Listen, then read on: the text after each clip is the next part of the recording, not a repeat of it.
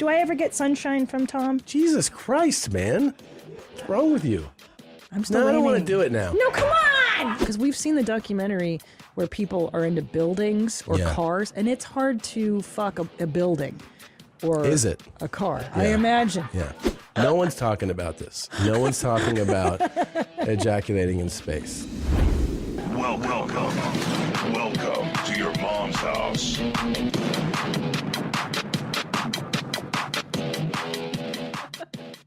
This episode of Your Mom's House is brought to you by Sattva. That is the mattress that I've been sleeping on now for over a decade. Not the same one. I've actually rotated because I wanted to try their full line of mattresses out.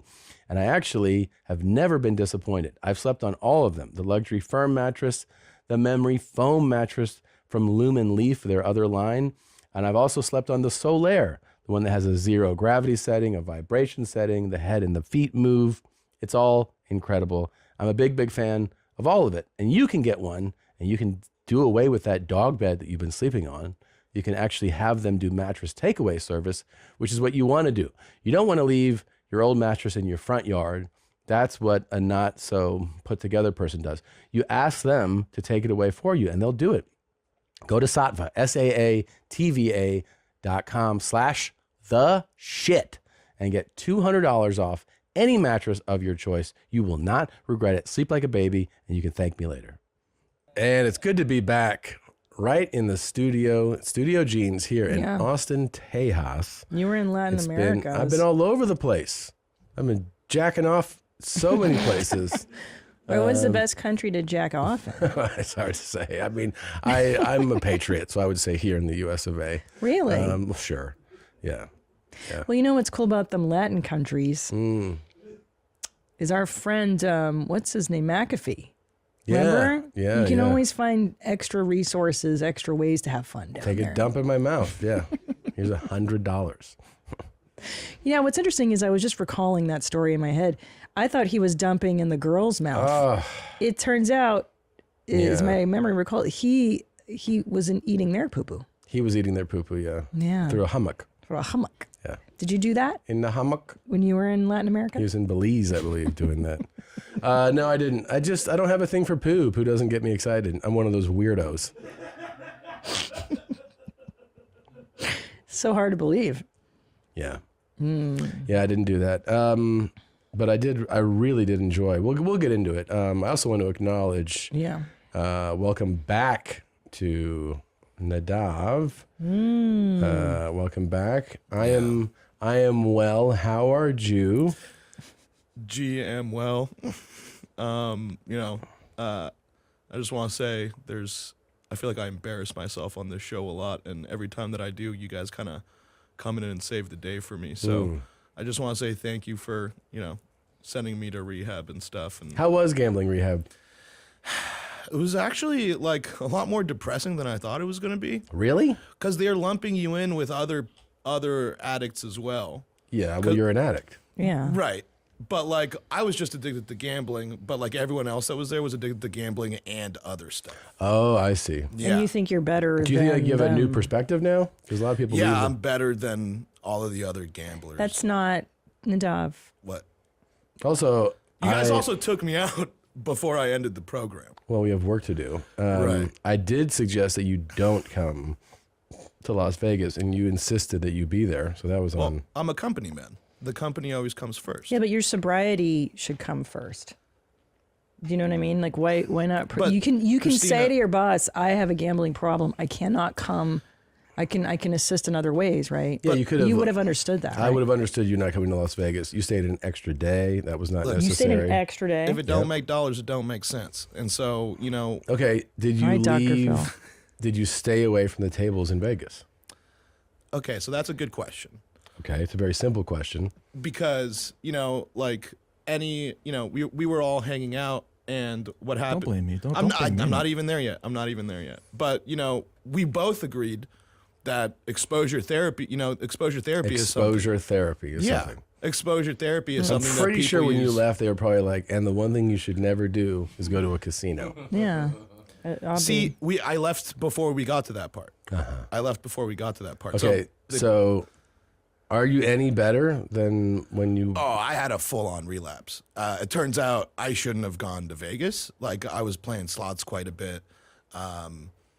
We were playing craps up until the morning. And you sold your car? You sold it? You did? Well, it's like the ATM stopped giving me stuff, so you got to do other things. He sold his car. Where? On craps? No, on Fremont. All right. Well, it's good to have you back. It's good to be back. It was really fun to do Vegas. All his serious problems aside. Do you trust him to be the producer of your mom's house? I mean, yeah, as long as he doesn't sell the equipment in that room. I would never. Yeah. I'm a company man. MGM put on a great event. We had a great time. And Fat Bert was there. Oh my God! Did he eat a lot? There's lots of buffets and such. Yeah, we did an audio only bonus episode. It's available everywhere you can listen to podcasts of Two Bears. So it's an added episode, audio only, that we did at the MGM, and it was Bert and I it was St. Patrick's Day, and it was like noon or 1, and it was this cool like little room they gave us of like 150 hardcore Two Bears fans. They were so much fun, and we had a blast. We went overtime. We were supposed to do like a limited time. We went overtime, and we just had we had the best time. God. Yeah, we had the best time doing it. Yeah. So you can listen to that if you want to listen to that audio episode. And thank you, MGM Grand, for doing it. But we had a really good time, and we laughed a lot that day. We laughed a lot. It was really, really fun. Really fun. And yeah, the cool thing is about, if you're an addict, you're looking for other people to do your addiction with you. So I've never heard any talk about gambling in like the 5+ years I've known him. He rolls in with Nadav, and Nadav's like, yeah. And then I see Annie. He's like, hey, man. Oh, wow. He's like, hey, check this shit out. He's like, as soon as we wrap this shit up, I gotta get back to the craps table. You know what I'm saying? What? I was like, what? And he was like, yeah. Nadav taught me about. I didn't know anything about craps. Craps is the shit. Craps is the shit, man. And I was like, oh fuck. No. 8 is great, baby. Yeah. 8 is great. Oh, no. Craps He's is great. Yeah. You're roping Annie into your nonsense. I'm just trying to help. I'm trying to help my friend. This is And I will terrible. take the help. Oh, my Oh, God. is this person Chinese, African, or worse, Jewish? So, yeah, it was pretty crazy. Roping him into your things. This Yeah. is terrible, Nadav. It was Misery pretty loves tough. company. Oh, my God. Yeah, that casino owes me a lot of money. I'm gonna come get it one day. Owes me a lot of money. Yeah. Well, Nadav, as your punishment for relapse, Yes. No. The J Shades are back. I'm back, baby. Woo! Fuck. There you go. This is the worst. Enjoy it. This is genuinely the Nadav, worst. you've No, been stop. spending way too much of your own money. Listen to your mother, Nadav. Hold on, my jewels are falling off that one. Listen to your mother. Gambling's not good for your health. There you go. My mom You came to gotta visit this do week, and this it. hits too close to home. Yeah. This is rough. Does she know? Save for the future, Nadav. You're gonna have to retire. You one know what day. they call him? They call him Nadavi. It's more Israeli. Oh, yeah. Remember? It's like Nadavi. Nadavi. What are you Nadavi. doing? Wasting all your money on this stupid gambling. Fun times Like with Ma? that? Was Well, Ma- if I close my eyes, it's Yeah? like, yeah. Wait, You're did you spending have, on hookahs too? Did you have fun time with Ma?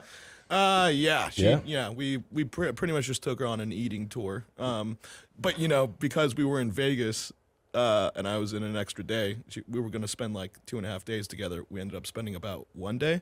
Better. For me, yeah. Yeah. No, she was a little sad, but it's just like, hey, I got work. Yeah. Yeah.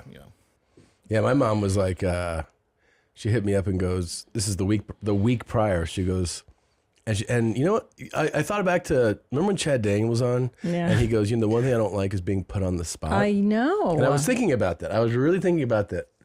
So I'm on FaceTime with my mom, holding my phone, and I have her sister with me. And we're saying hello, just like how, because I'm in South America. We're like, hello, and she's showing her sister, blah, blah, blah, how's it going? No, we're having a great time. She goes, next week, you're going to be in Las Vegas. Can I come to Vegas? And I was like, yeah, I don't appreciate the way that you're doing this right now. Ambush. Yeah, like I'm literally just saying hello to you from your sister's place. And she was like, so, and I go, the signal is really weakening right now. And then I hang up. Excuse me, right before I hang up, she goes, your answer's loud and clear. Yeah, and I passive aggressive. Okay. Yeah. And I just hang up the phone. Yeah. And then later, like an hour later, she just sends me a still image of Las Vegas. And she goes, so what's the answer here? Ew. And I just don't answer. I just ignore it completely. Yeah. Ooh. And then the next day, she just goes back to, oh, so how's everything going down? So, like, baited, like fish. Yeah. Are you going to take the bite? Poke. Yeah. And then she was like, all right. And then you ignored it and it went away. Yeah, that's really the lesson. That's the lesson. If you ignore stuff, it goes away. You got to ignore it. You got to ignore health issues. Absolutely. You got to ignore weight problems, you got to mom stuff, bills in the mail. You got to ignore those. right in the trash. Yep. Jury duty, right in the trash. Jury duty. You're foreclosing on you throw that shit in the trash, and guess what? Goes away. Problems go. Bye-bye. Yep. All right, we got to open the show. We have so much to get into. Oh man, I'm so excited about this. Oh no, you were really You've got that dastardly dog. I've been under the weather. All right, here we go. Pneumonia, I think. Justin, I really like your videos, and I hope you continue to do them. And me being blind, please, I'd appreciate you doing them to where I can hear. And I'd like you to turn the recorder on when you go into the bathroom, and let me hear you undo your belt, pull your pants down, set the toilet seat down, and sit down and do a good stream of pee in the water and a good shit. And for me, since I can't see, if you could describe what it looks like in the toilet.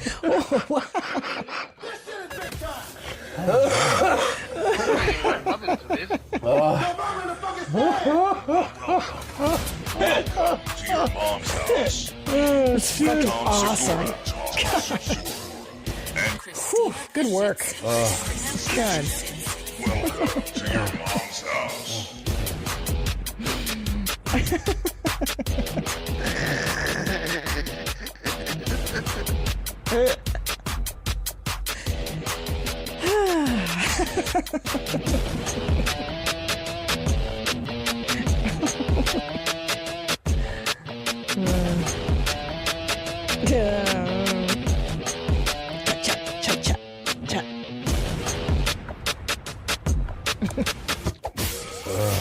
First of all, Yeah.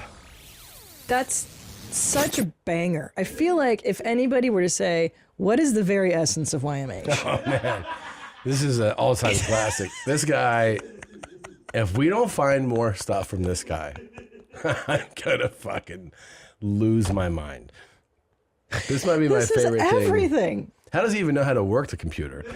So many questions. Well, How does he know to be lit so confusingly? He just has the monitor on, babe. Oh my Yeah. God, can I just tell you how the stupidest hot? What's that? Holy shit. I just realized that Yeah. blind people live in the dark. Like literally they don't have to turn the lights on Right? ever. But blind people have different degrees of blindness. That's true. So not everybody is pitch black blind. But this guy lives in the dark maybe.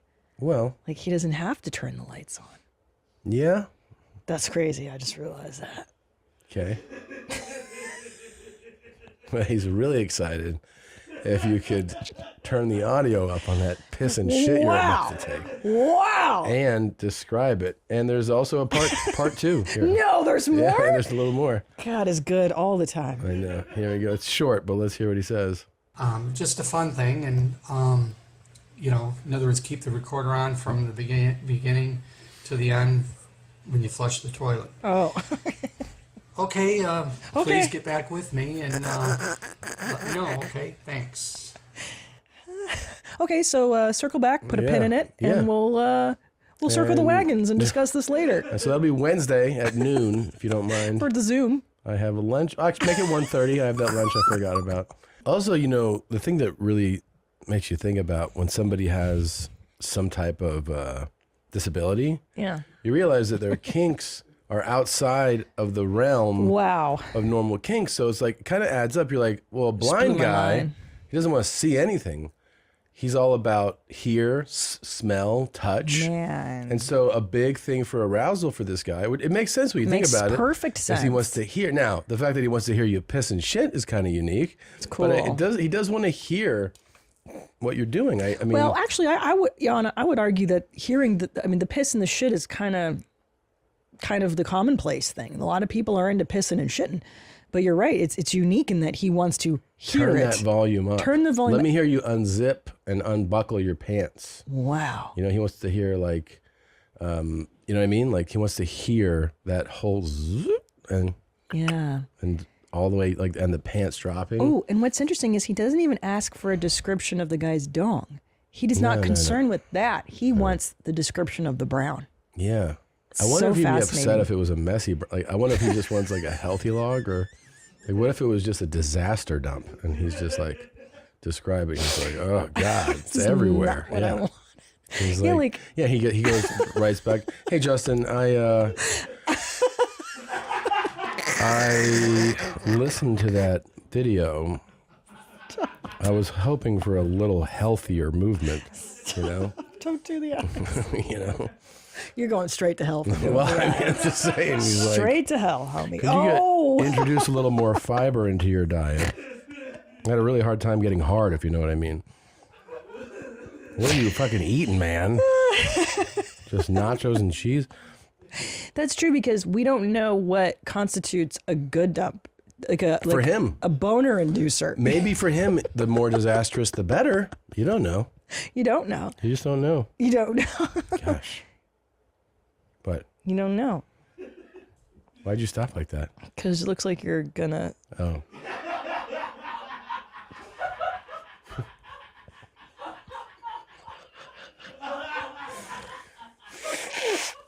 Did I do it okay? You guys know I'm super afraid of upsetting Daddy. He doesn't like it. Stop. I'll Stop. lose his love. Stop. Okay. Very codependent, guys. Okay. It makes me think of did something really fun I wanted to show you. What's the biggest mistake you made at your wedding? Honey, I love you, but said I do. Not my mistake. I love my wife. I'm going to get in trouble for that, aren't I? Check this out. So this guy, Tim, Family Feud contestant, has been accused of killing his estranged wife, and resurfaced jokes he made on the show about his marriage are raising eyebrows. Tim Bleifnick, 39, was arrested Monday in Quincy, Illinois, charged with 2 counts of first-degree murder. Wow. 1 count of home invasion. Police said in a press release his wife, Rebecca Becky Bleifnick, I love how they have to like remind us what her nickname is for Rebecca, was found dead in her home February 23rd. Her body was riddled with bullets. Ooh. Family member has gone to her home to check on her after she failed to pick up her 3 kids from school. 3 kids. He previously made headlines for appearing with his parents and siblings on Family Feud. Clips of his appearance, which contain an ominous-sounding joke, have resurfaced following Becky's death. Fucking Becky. Yeah. He looks hot as a murderer, though. I definitely like his look better as a killer. Oh, then when clean cut? Yeah. Yeah, you kind of like that look more. I love Dirtbag. Yeah. He looks like Buffalo 66 You always- Dirtbag. you I were. love that look. Yeah, you do. I like Vincent Gallo. What can I That's say? really interesting. Yeah. Oh, well, here's the thing. I like Scumbag. They were already divorcing, so he's not such a bad guy. Yeah. Like, They make it out to be like they were Yeah. happily married. And yeah, then no, he no, did no. it. They were married in 2009, but at the time of her death, they were already undergoing divorce proceedings. Oh, They've that's been separated for fine. several years. This could have been anybody. I know. This could have been anybody. Not only that, they had a good run. 09. Yeah, and what's the guy? a long He's not time. allowed to joke. He's joking around. I know. It's a People are- coincidence. You know what? Everyone's out for the white man right now, Tim, Tom. we got your back. He shot her up. Somebody did. He gave her the Somebody gun. filled her up with bullets. Yeah.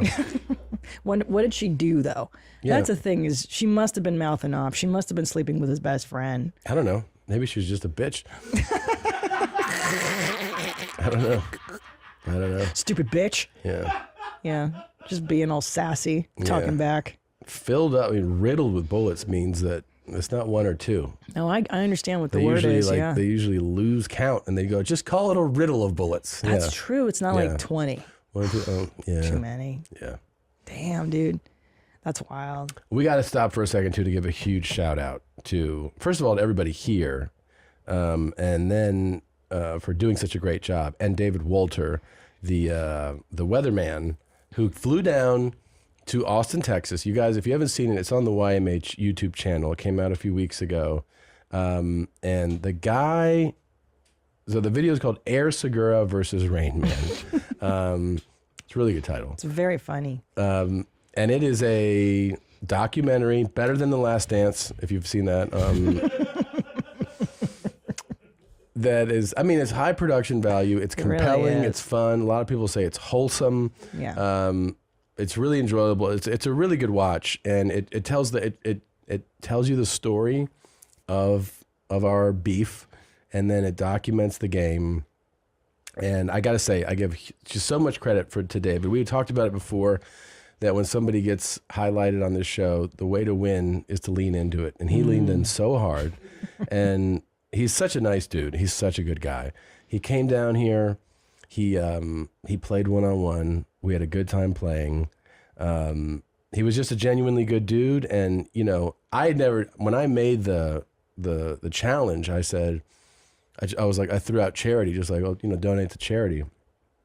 Not knowing that his daughter has Pompe disease. So he wanted the charity money, if he were to win, to go to Pompe Warriors, which, you know, helps combat that disease. And so it brought a lot of attention to that charity. Oh, good. Dude, people started sending in donations left and right. So it's actually raised much more money than it would have just with the donation. Lovely. So anyway, I donated to them as well. And they reached out. They've you know, have been very thankful that the game brought attention to that charity. Good. He was such a good dude about it. But since I did win the game, I told David, I said, you know, hey man, if I win, you have to make an apology video. And for those of you that have not seen it, we're going to play it for you now. This is David Wolter's apology video because he lost our one-on-one game. But if I win, you have to post an apology video that I approve of. Hi there. I'm meteorologist David Wolter. I live in Erie, Pennsylvania. It's fine. I'd love to talk about Hawaii, but I have some important things to say. I'd like to take this opportunity to apologize to Tom Segura. He's a very smart and sexy bald man, and personally, I think he should be at the top of the sexiest bald man alive list. He's got that beautiful mouth, and he's built in such a way. My brother didn't believe me at first, but he believes me now. Secondly, I was wrong about YMH fans. They're not basement dwellers. They're the kindest, funniest, and most thoughtful fan base out there. See, I'm not G. I'm a weatherman, and I know when a storm is coming. I'd like to tell every Tom and YMH fan this. You're welcome to my page and at my house. Literally. I can't give out my physical address because of security reasons, but Lord knows I'd love to meet ya. Finally, let me say this. I said I'd destroy Tom on the basketball court, and I didn't. He proved himself to be a worthy opponent. I'd like to think we've gained respect for each other, both personally and on the court. Congrats, Tom. You beat me. As far as the rematch goes, if you want to do it again, you better believe me, I'm coming up in May. Come on. Oh, David Wolter made good. What a class act he is. He was great. He was great. Yes. So shout out to David. That was good. You did an amazing job. And yeah, I don't know. That was an amazing apology, and that was really beautifully written too. Yeah, he just winged it. It was great. Yeah. Gosh. It's really good. Yeah, he was awesome. Big fan. And then here's the thing: the craziest update of all. This all started with me shitting on Erie, Yeah. and he was like, you know, that's where I live. But he's leaving Erie. What? He just took a new job as the meteorologist in Bowling Green, Kentucky. So he. So I congratulated him. I was like, congrats on the new gig and getting the fuck out of Erie, man. Wow. Yeah. What a crazy turn of events. It is a crazy turn of events. Where is it? What part of Kentucky? Bowling Green? Never heard of it. Yeah, well, you would do now. Yeah. Okay. I don't know. Is it a step up or not? I don't know. I mean, it's definitely a step up from Erie. I mean, like it's a mid-major market, I guess it would be called, right? Okay. A mid-size, small size. I don't know. Great. Not Boulding. Jesus. Bowling Green. Looks nice. That looks nicer it's than like the a, earring. mid-size. Yeah, mid-size sedan. It's good. Mid-size sedan. That's exactly what it is. Yeah. Very nice. I think he's going to like it much more there. I think so too. Pennsylvania's a rough state. As a matter of fact, I know you're going to like it much more there. Okay? Okay. Yeah.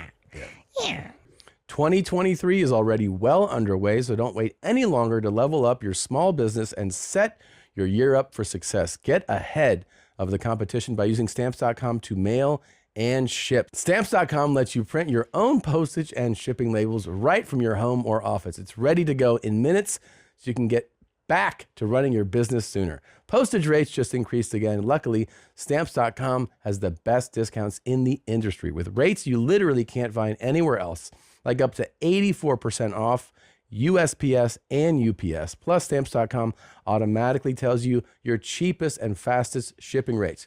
Set your business up for success when you get started with Stamps.com today. Sign up at Stamps.com/mom for a special offer that includes a 4-week trial plus free postage and a free digital scale. There are no long-term commitments or contracts. Just go to Stamps.com/mom.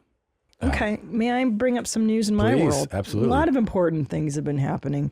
First of all, I don't know if you guys recall, many moons ago, I brought up the fact that Buffalo Wild Wings claims that their boneless wings are boneless wings. Mm-hmm. They're not boneless wings. They're just nuggets. And Yeah. I've always felt that that was a grave injustice to the consumer because a boneless wing implies it's all wing meat with the bone removed. A person named Ayman Halim. Is this one of your tribe? Ayman Halim? Halim's not us. Oh. Are you done? God, that was so good. Oh, fuck, that was Can you pay attention now? Or? That was so good. Anyway, so this guy named Halim, he sued Buffalo Wild Wings He sued them. for the false and deceptive marketing and advertising of Buffalo Wild Wings boneless wings. How can you not love this country? It's the best. Okay, here's what he says. May I continue? Or? Yeah. Okay, this is a legal matter, Tom. This is very important. Excuse me. The court stenographer just gave me a look. Halim's lawsuit against Buffalo Wild Wings argues that the restaurant's boneless wings are, quote, not wings at all, and are actually made from slices of deep fried chicken breast meat. Indeed, the products are more akin in composition to a chicken nugget rather than a chicken wing, the document says. The lawsuit says the label boneless wings is misleading because it implies to the consumer that the product is a chicken wing that has, quote, simply been deboned. So what do you think of that? Lawsuit demands an unspecified amount of damages, punitive damages, attorney's fees, a jury trial, and other damages that the judge deems proper, court documents show. Wow, where's this going to go? Well, he actually sues. It should be noted that Domino's Pizza and Papa John also sell actual chicken wings. Yeah, well, the man has also filed similar lawsuits against Tom's Wicked Fresh mouthwash. I guess it wasn't fresh enough. Yes. Kind and hefty. So I did a bit of a dive on this man because I'm like, what possible... Sane, really what are you together. doing? Yeah. It's because he does believe it is false. He's like, these are making false claims and the public deserves to be notified of such falsehoods. Yeah. It's true though. He wants Buffalo Wild Wings to come out and go, we are lying to all of you. These are not wild wings. They're not wild. They're and they're not wild wings. nuggets. They're nuggets, bro. Yeah. Nuggets. And I felt this whole time, and I'm just finally vindicated on such an important topic. Yeah. So I'm very happy. Yeah. I'm very happy today. But, at first I thought it was frivolous too. But then when you look at labels, like for instance, I was looking at Campbell's soup, the tomato soup, and it claims to be healthy. So the other day I took a regular can so much sodium, right? of tomato soup, and then I put it against the healthy one that I bought, and it's like fucking not very different. Like maybe like a fraction less sodium, a little bit less sugar. It's the same gross stuff. It's like, and they claim it's healthy. You're like, really? It's By really comparison to the piece of shit you served us before. Sure. But, so there you go. Finally vindicated. Finally. Bullshit. Bullshit. Also, I'd like to plug my lipstick, you guys. We just got a fresh new shipment of Christina P's Perfect Red In from Italy. It's restocked. If you want to go ahead and get that now, I would advise you to. It's got the perfect red, perfect, beautiful. I designed it myself. And look at that, the snap cap, so it doesn't ruin stuff in your purse. You know, you deserve some credit here. I do. No, I was going to expand on that. Go ahead. I'm waiting. I'm just lapping up your sunshine. I never get it. So, I'm ready. I'm waiting. Go for it. you never get it? No. Do I ever get sunshine from Tom? Jesus Christ, man. What's wrong with you? I'm still No, I waiting. don't want to do it now. No, come on! Please give me your light, Lord. What? You gonna do that the whole episode? Yes. People are have their earbuds in. Well, Babe. what am I going to do, man? Cover the mic. Go ahead. Hold on. So, stop. Christine had this idea, for people that don't know, a while ago, about lipstick. The first time she mentioned it, I was just like, fucking dumb broad, like, lipstick. Family Feud. Right. So. A barrage of bullets. So then she, riddled. Then it came up again and again. Yeah. Finally to the point where it's really in the conversation. Yeah. Hey, should we pursue this? Christine goes, I really want, I believe in this. I know a lot about this. It's meaningful to me. So it's like, all right, let's give it a shot. For people that don't know, this is not just, hyperbole. And this is far and away, thank you, the best-selling item that we've had in the store in years. Thank you. And you know what I'm going to do? What? Put on my Jew broad glasses. Yeah. So, but I'm saying is that the only reason that it's doing that well is because people really are responding to it. They really do like it. Oh, yeah. And we've had to reorder enormous orders of it. And it's your idea. So I just want to say congratulations. Thank you, Tom. Yeah, it's your idea. Thank you, guys. Wow. Yeah. Today's my day at Studio Jeans. Yeah. I love it. Thank you. I do feel very passionately about this product. I can tell. I know. And you know what I've discovered? And people, look, they tag me too. They're like, I got this, or I bought Yeah. it for somebody, and they're like, I love it. They It's love the your best. product. Because what I've learned when I was doing research on developing this formula and everything is how cheap the cosmetics industry is. Yeah. And I've bought the best of the best, and I've bought the Rite Aid brands. And you went to Italy. I went to Italy, and I did it the right way, and that's why it resonates. I think it's the right thing. Sometimes when you spend the money, it really does. Yeah. show. It's not fair what these companies are doing to people. And what they'll do is they'll say, oh, it's vegan, it's cruelty-free, whatever, just to get you to buy it, but then the product sucks. It's shit. Shite. Now- And me, I'm pro-cruelty, and that's why it's so good. I don't care. Test it on Bunny's eyes. I don't give a shit. Does it look good? Yeah, Yes. exactly. You're going to like the way you look. I feel the guarantee same way about Italian wool. Now, let me say this. I am absolutely exhausted about talking about you. So now I... Oh, my God. Okay. Now, are you ready for this? Yeah. This is a YMH exclusive. YMH exclusive. YMH exclusive. Uh-oh. YMH. You're going to die. Okay. How do you say anything? Cucumber? Cucumbers. So I go to South America, right? Yes. I go to South America, and man, it was a great trip. It really was a great trip. So as you know, I have to give you kind of the backstory to lay this out correctly first. Okay. So as many people know, I'm not telling you anything new here, but just to lay this out. I grew up in a household with one foreign parent and one American parent. And the reason I point that out, the reason I make that distinction is because it really does make a difference than when you grow up in a house with, let's say, two Spanish speaking or two foreign speaking parents. The one means that I'm actually very much engrossed and immersed in American culture. All my, most of my friends growing up in school are pretty much from American households. And I would meet kids like myself who had like one foreign parent. And I heard a lot of Spanish growing up. And then I made kind of a leap when I used to go to South America as a kid and spend my summers down there, where my speaking just went much, much higher, right? And I became much more fluent.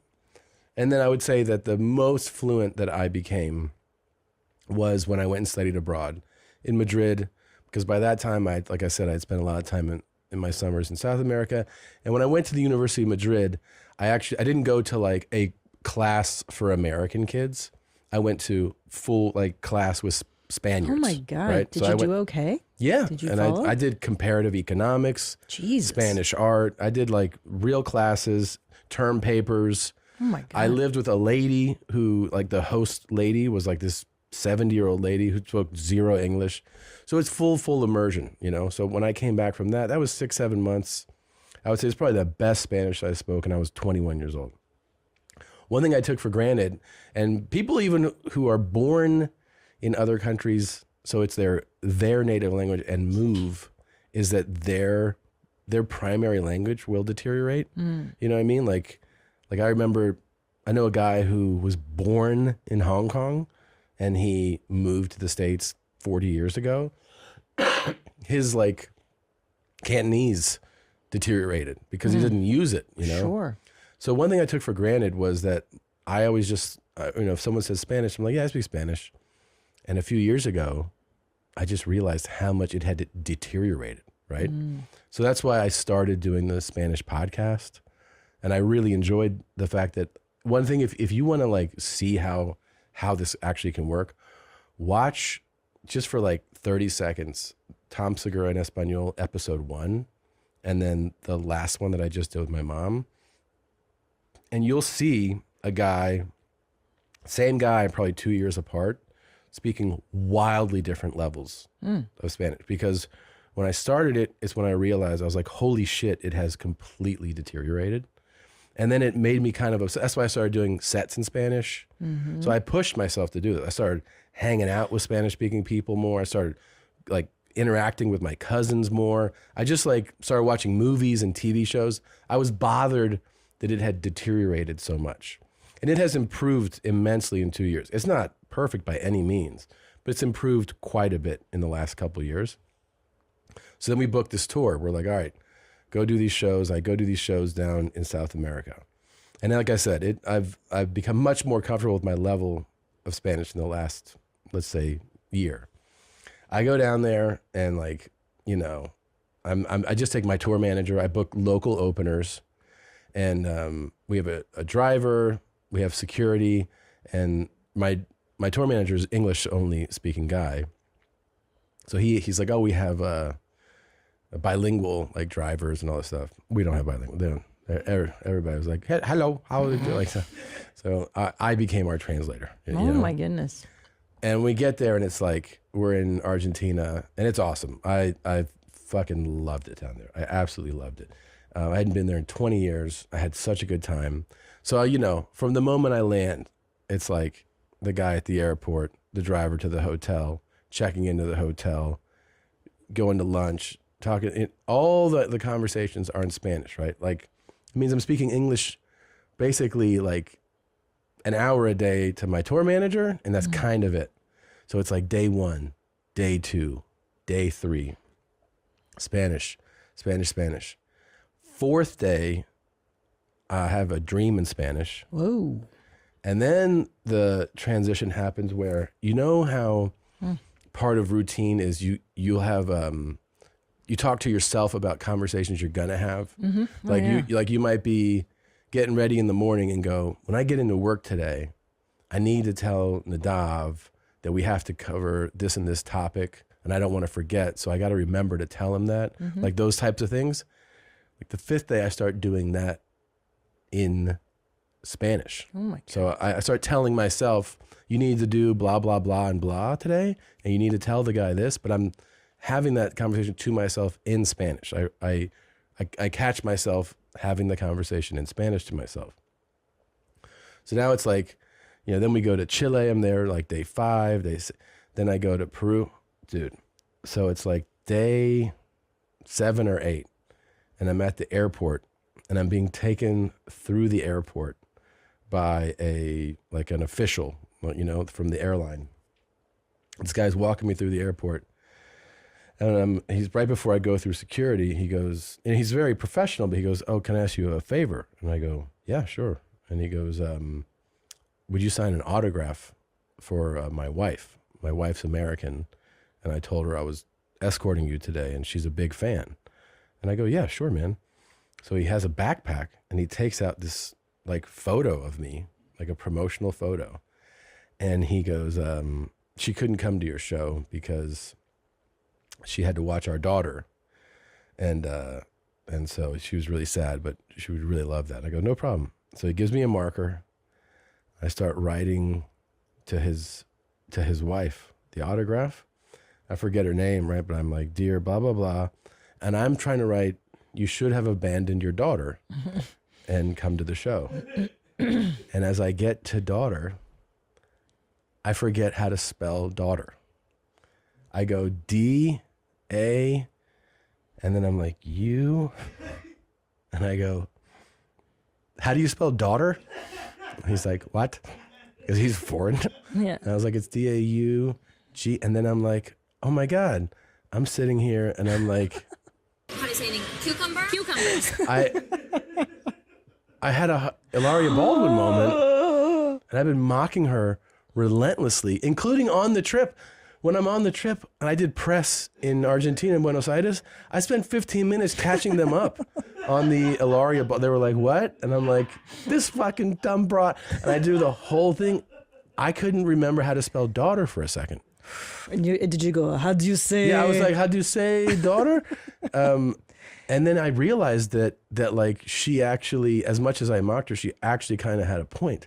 Oh, that if my your God. brain is fully in one, like, you know, like you're Immersed, so yeah. concentrated in something that, now my accent didn't go. I wasn't like, daughter, like, hija, how do you say? I wasn't like that. I was just like, oh, the spelling, it fucked me up. The A-U-G-H-T. I was like, Of wait a course. second. It fucked me up. And I had so much empathy for Hilaria. I wanted to actually, you know, reach out to her and tell her. Oh, okay. Are you going to reach out and... Querida Hilaria, le pido mil disculpas por, no sé, por todos los días que me burlé de ti y por, bueno, ya sabes que te quiero mucho y no sé si sería posible, pero si me perdonas, me siento muy, muy mal, pero a veces cuando hablas solo un idioma por un rato, a veces te olvidas de tu propio idioma. Así que, bueno, te pido disculpas y espero que un día podamos hablar quizás en inglés. ¿No? Wow. Okay. That was fun watching you talk Mexican. Yeah. What did you do? You just ordered some tacos or something? Yeah, I did, yeah. By the way, I also had never been to Mexico City. It's cool as shit, huh? Fuck. I had no idea. Yeah. I had no idea that it was like, I mean, it's right fucking there. It's so close. No, I'm saying, you know, it's like, it's so close. There's 28 million people in Mexico City. It's massive. Jeez. And also it's so developed. Yeah. It is so, like, you turn down certain streets, and it's like fucking Rodeo Drive in Mexico City. It's rad, huh? No idea. Yeah. I mean, I've been there when I was 12, and you seem to think that doesn't count. Why would that count? I was there when I was 12. You have for strong days. memories? I do. Can I tell you my memory? I went to a cathedral that people pilgrimaged on their knees to go to for miles and miles. Yeah. And I was in the church, and in the back pew, there was a man sitting with his dick and balls out of his pants. Well, that's why you remember it. Of course. And I always have fun memories. What, did he show you them? I think he was waiting for someone to look at them and get shocked, you know? Out of his shorts or what? Yeah, out of his zipper, just his dick and Oh, balls. hanging out of his dick and, yeah. Did you see that guy when you went? I didn't see that guy. I didn't. I understand your sympathy for Hilaria. The only thing I wish you would have done, though, is do the thing where you were like, how do you say? Like, make more accent, you know? Yeah. Oh, it's so embarrassing. This is, how do you say? So there's been some questions about where I'm born. I'm born in Boston. And then I spent some of my childhood in Boston, some of my childhood in Spain. my family, my brother, my parents, my nephew, everybody is over there in Spain now. I'm here. And so there was like a lot of back and forth my swallowing. entire life. And I'm really lucky that I grew up speaking 2 languages. Just like Tom. Yeah, just like Tommy. You guys are so like one so now. that was one thing. I think people ask sometimes about how I speak. I am that person that if I've been speaking a lot of Spanish, I tend to mix them. And if I'm speaking more English, or doing a lot of English, then I mix that. LOL, same. Lols. You guys are twins now. Lolsies. This is crazy. Yes. This is crazy. I am the same. You're that bitch now. Yep. Are you going to start doing that at home where you're like, Christina, how do you say microwave? I don't know how to spell. We have very few ingredients. We have tomatoes. We have, how do you say it? Cucumbers. We have red. But that's how do you say she said, how do you say in English? Yeah, she still took it too far. How do you say in English? How do you say, ¿cómo se dice en español? Pepino. Yeah. She took it a little too far. How do you say hija, daughter? That's what it would have been. I should have said ¿Cómo se dice? ¿Cómo se dice hija en Inglés? Hija. And that motherfucker, the guy that asked me for the autograph, was German, Chilean, and he speaks fluent German, fluent Spanish, and fluent English. Isn't that amazing? Like just perfect. Everybody from not America, they speak so many more languages. Whenever you bring this up, everybody goes, yeah. Why is this a fucking, because everybody else is like, yeah, we speak 4 languages. I know. Us, we are just like, I'm a donkey. English. Yeah. Yeah. I speak English. Yeah. Yeah, but we're like the dominant donkeys, you know. Well, that's the thing. When people go, why don't Americans? It's because Americans are like, we're taken care of in this regard. Right. You don't have to make the effort because the effort is made for you. English has become the world's dominant language. You can think. Therefore, you know who you can thank? You can be lazy. Yeah. You know who you can thank? Who? The Queen. Oh, I thought you were going to say Donald Trump. Go ahead. The Donald. Yeah. Donald was like, here's the thing. You don't have to speak any other fucking. Go ahead. He made that a law. Okay. A world law. No, you can thank the monarchy. The monarchy? They created the Commonwealths and they converted everything to Islam. But it was what? What? English. There was real tit for tat for a while. Where? No, I'm saying, like the Spaniards, they conquered half the world. Yeah. I mean, South America is basically all Spanish speaking. Yeah. The Caribbean, Spanish speak, most of it Spanish speaking. Yeah. Like it could have been right there. Spanish is spoken in a lot of the world. That's true. I mean, if old Mustache had his way, then we'd be speaking kraut everywhere, And that's a beautiful You know language. what I'm saying? If they had one. Oh, that mustache. Yeah. Oh. Yeah. If old Shirley Chaplin had won the whole thing, we'd all be like, Guten Tag, everywhere. Aufgestehen. Juden. Yeah.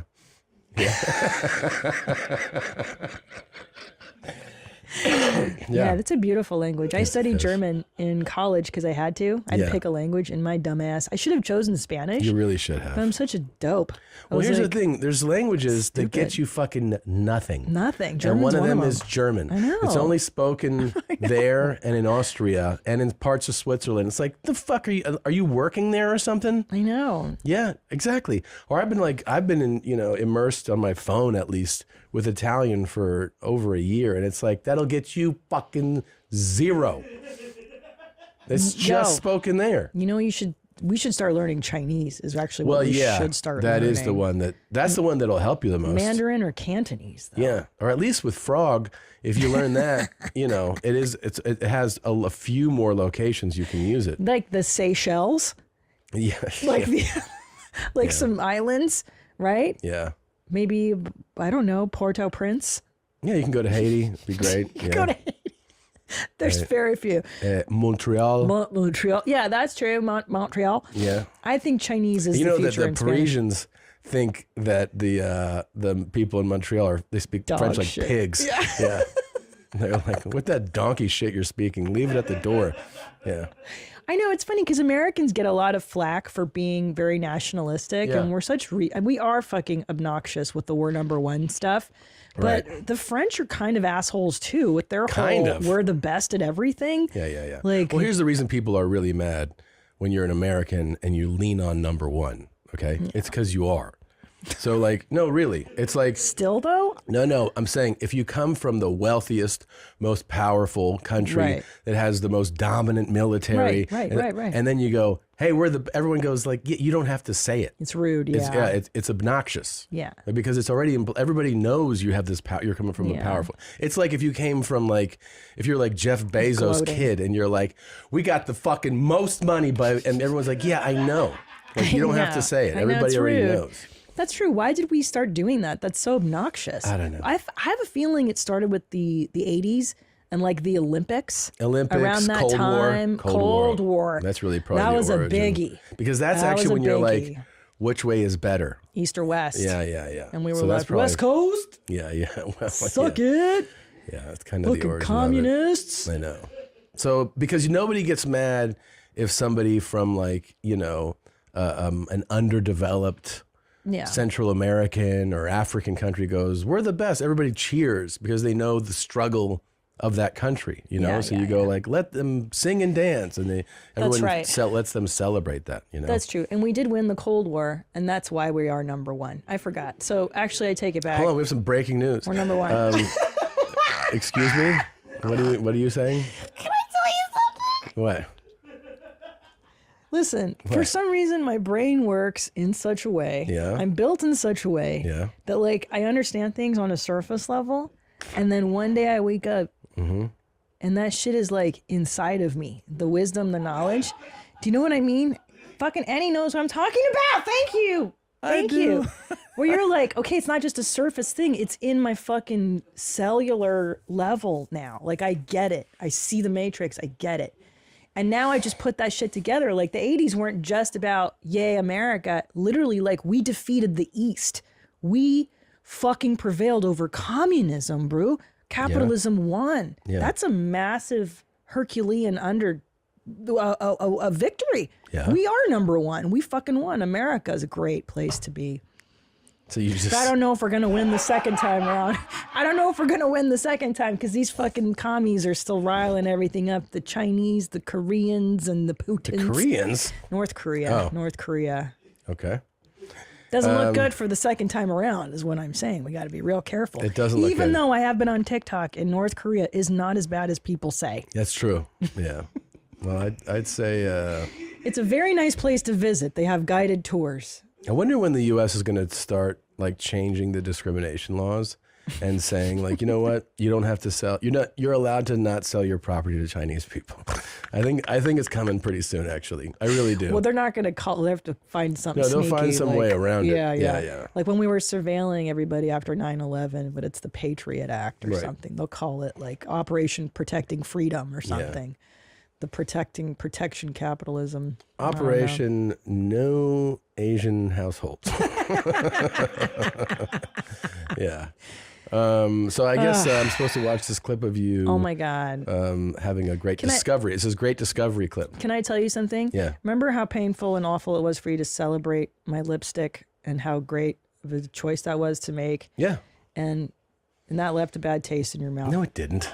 Stop. This will revitalize and give you new perception of how retarded your wife is. You're gonna you're gonna like the way you look. I guarantee it. All right, here we go. This clip. It's so embarrassing. Nerds, Annie, do you know there's like nerd computers? Like nerds don't use Apple. They use like this fucking Linux. Yeah. Yeah. He's like, it's called a Leviathan or Leviathan. I was like, what kind of shit is it? He's like, oh, it's for coding. Yeah. It's particular. You can buy the frame and the thing. And I was like, dude, I don't even know about it. It's like a whole underground nerd society. You guys have your own nerd shit. Wait, so you're surprised that there's computers other than just Macs? For coding. Just for code. For making games and gaming. Are you sure that's 100% what that is? It's just a I'll show computer you. that's only made for coding? No, not only, but it's like, it's more. It's just like a PC, right? Yeah, it's a PC. It's an IBM, but I didn't know what it was called. Yeah, okay. It's called a Lenovo. You ever heard of it? What? Is that like really popular? Yeah. Well, they have kind of a different reputation. What is it? nigga has a pad. Can I tell you something? Yeah. I'm still not sure why they were laughing. So. We just filmed that yesterday. I'm still not sure what the funny was. Well, can you explain it to me why I'm so R-worded? Well, you ever heard of Chevy? Yes. I mean, was that the first you've ever heard of Lenovo? Yes. What about Dell? I've heard of Dell. Yeah. Yeah. Okay. But so I was at the nerd place with our kid, the coding place. Yeah. And I go, oh, my kid has an iPad. Should I be getting him a computer? And I looked at his computer and I go, Lenovo? I go, I've never even seen that before, dude. And he was super sweet. He was like a sweet nerd. And he wrote down like what I should look into for our kid. Well, that's the first time I've seen that. You know, all like real code writers and people who are like really into like computer software writing stuff, they're never on Macs. Right. I just put that together. Yeah. I just thought that Macs dominated the world now. Well, Macs are like dominant in, for sure, where you're from in the West Coast, like entertainment people That's why. use Macs a lot. Macs are very popular with editing. Yeah. So there's a lot of editing is done on Macs. But like I said, like if you're talking about like writing, like code and software, stuff, gaming, like serious gamers, will be on PCs. Yeah. But a Lenovo, I'd never heard of such a thing. Sorry, Go I ahead. just sounds We edit on PCs here. right. Like half the computers in this building. But I've never seen I know what a PC is. A Lenovo? Oh, I thought this says CP, scratch your cooch to the left. It says scooch to the left. Scratch your cooch to the left. I'm like, why was he telling me to scratch my cooch? I just never heard of that brand. It's so funny. You've known about this forever? I mean, like, look, I don't have one, but I've definitely seen that name. Sure, it's been in the culture for a while. Oh my God. Sure. Like, so it is as stupid as me being like, hey, have you guys heard of a truck called a Chevy? I mean, it's that retarded. It's like, oh, no. Have you guys heard of a coffee called Starbucks? Here's the thing. I actually feel like now that we're talking about it, there probably would be there's a chunk of the population who definitely knows what a Chevy is, who doesn't know what a Lenovo is, for sure. Never heard of a For sure. Lenovo. But would it be described as like, did you know that there's this vehicle that's used for all sorts of terrain? It's like special, just for terrain, just any terrain you want to drive on. No. It's a mechanic's car. It's a mechanic's car. Yeah. I hadn't heard of Lenovo. You hadn't? And that's the smartest person on our staff. Everyone was like laughing in the booth, and I'm like, yeah, that's funny. Wait. You hadn't heard of it until that moment? Until that moment, yeah. Oh, wow. So there you go. Dude, smart Chad. That's awesome. Yeah. But not nerd Chad. No, not nerd Chad. Yeah, Chad and I are way too cool. Chad's a cat guy. Yeah, Chad's like a little more savvy than, you know what I mean? Like, no, he's younger and hipper. I stay home with 2 kids most of the time. But you want to talk some shit about no, Bluey. I'm saying it makes you want sense to to talk me about that Bluey? I can tell you all fucking Bingo and Rolly on Puppy Dog Pals. You want to talk about cartoons, bitch? I know about cartoons. I went to fucking Bluey's house in Brisbane. That's right. You're talking to me about Bluey. Want to talk about Bluey? Bluey's fucking house. The Healers? Huge fans. Yeah. You guys know fucking Bluey in there? No, I didn't think so. That's kid stuff? Yeah. I do know about Bluey. Yeah. Because of my niece and nephew. I Because of my told niece you. and nephew. That ain't the dude from Blue's Clues, right? We passed that now? We're past Blue's that. Clues is old news. Well, I'm glad that So, Smart Chad wait, doesn't know. Do you guys have Lenovo's? Nah, I did like 10 years ago. You did? Yeah. That's how old. I mean, I was a Mac It's older person. than that. I was a Mac person until like I started editing and like. But a lot of people do edit on Macs. Yeah, but then like outside of nerd shit, like Yeah. PCs became easier to edit on, and then Annie built my. So now I have a PC at home and that Annie built for me. Damn, Oh, really? Like years Annie. ago, and it's still chugging. So what software do you edit on? Still Premiere. Still Premiere. Like it's all Still compatible. Guru and Premiere. Okay. Very good. Very good reference. But do people still use Final Cut? Final Cut's kind of like bottom tier now. Like Really? Oh, Yeah. What wow. about Avids? Are those still popular? it's like That's so old. Adobe's one, Avid's two, and Final Cut. Like in terms of like industry standards. Yeah. I think like Final Cut Express is kind of like lower tier. I think. I think in film, Avid is still kind of at the top. Yeah. Okay. All right. Well, there you go. I have one more retarded thought. Okay. or we can push it to the next time. No, please go right ahead. So, apropos of discussion that I didn't know the difference between lions and tigers. Yeah. I actually thought, hold on. Yeah. I did know the difference because I did clarify. I rewatched the episode and I was able to decipher the difference between lions and tigers. Mm-hmm. It's not that I don't know the difference between lions and tigers. It's that I don't know the difference between cheetahs and leopards. Really? Can't tell them apart. Can you tell them apart? I believe that I can. Well, let's fucking look it up because I feel as though their print is very similar, no? I mean, similar, but I mean, also, they look similar as shit. Well, here's the thing. Cheetahs always have this thinner, like the thinner hind area, where like they're where their back dips. They're usually, they have a thinner frame. Cheetahs are They're thinner. Yeah, Okay. they are. They're a little leaner. The prints, look at the. Oh, yeah. When you see them side by side there. Okay. So the leopard is larger. Okay. Head size. It's prettier. Torso is bigger. And that print design is a bigger spot. Those cheetah spots are smaller. But generally when you see a cheetah walking, just even walking, you can note right away once you've seen it, you're like, that's just by their body type. Beautiful though, aren't they? Yeah, they have a longer, kind of leaner. It kind of adds up when you realize how much faster they are. You're like, oh yeah, you can't, if you were carrying a ton of weight, you wouldn't be able to run this fast. As fast as a cheetah. Yeah. That's so pretty, isn't it? Yeah. I wish we owned them. I mean, the leopards too a leopard will take its kill and can climb up a tree with an antelope in its mouth, and a cheetah doesn't do that. Cheetah won't do that. But why can't the cheetah do that? Probably has to do with strength and body weight, I'm assuming. Yeah. That guy, the other guy, the leopard's probably stronger. Oh yeah.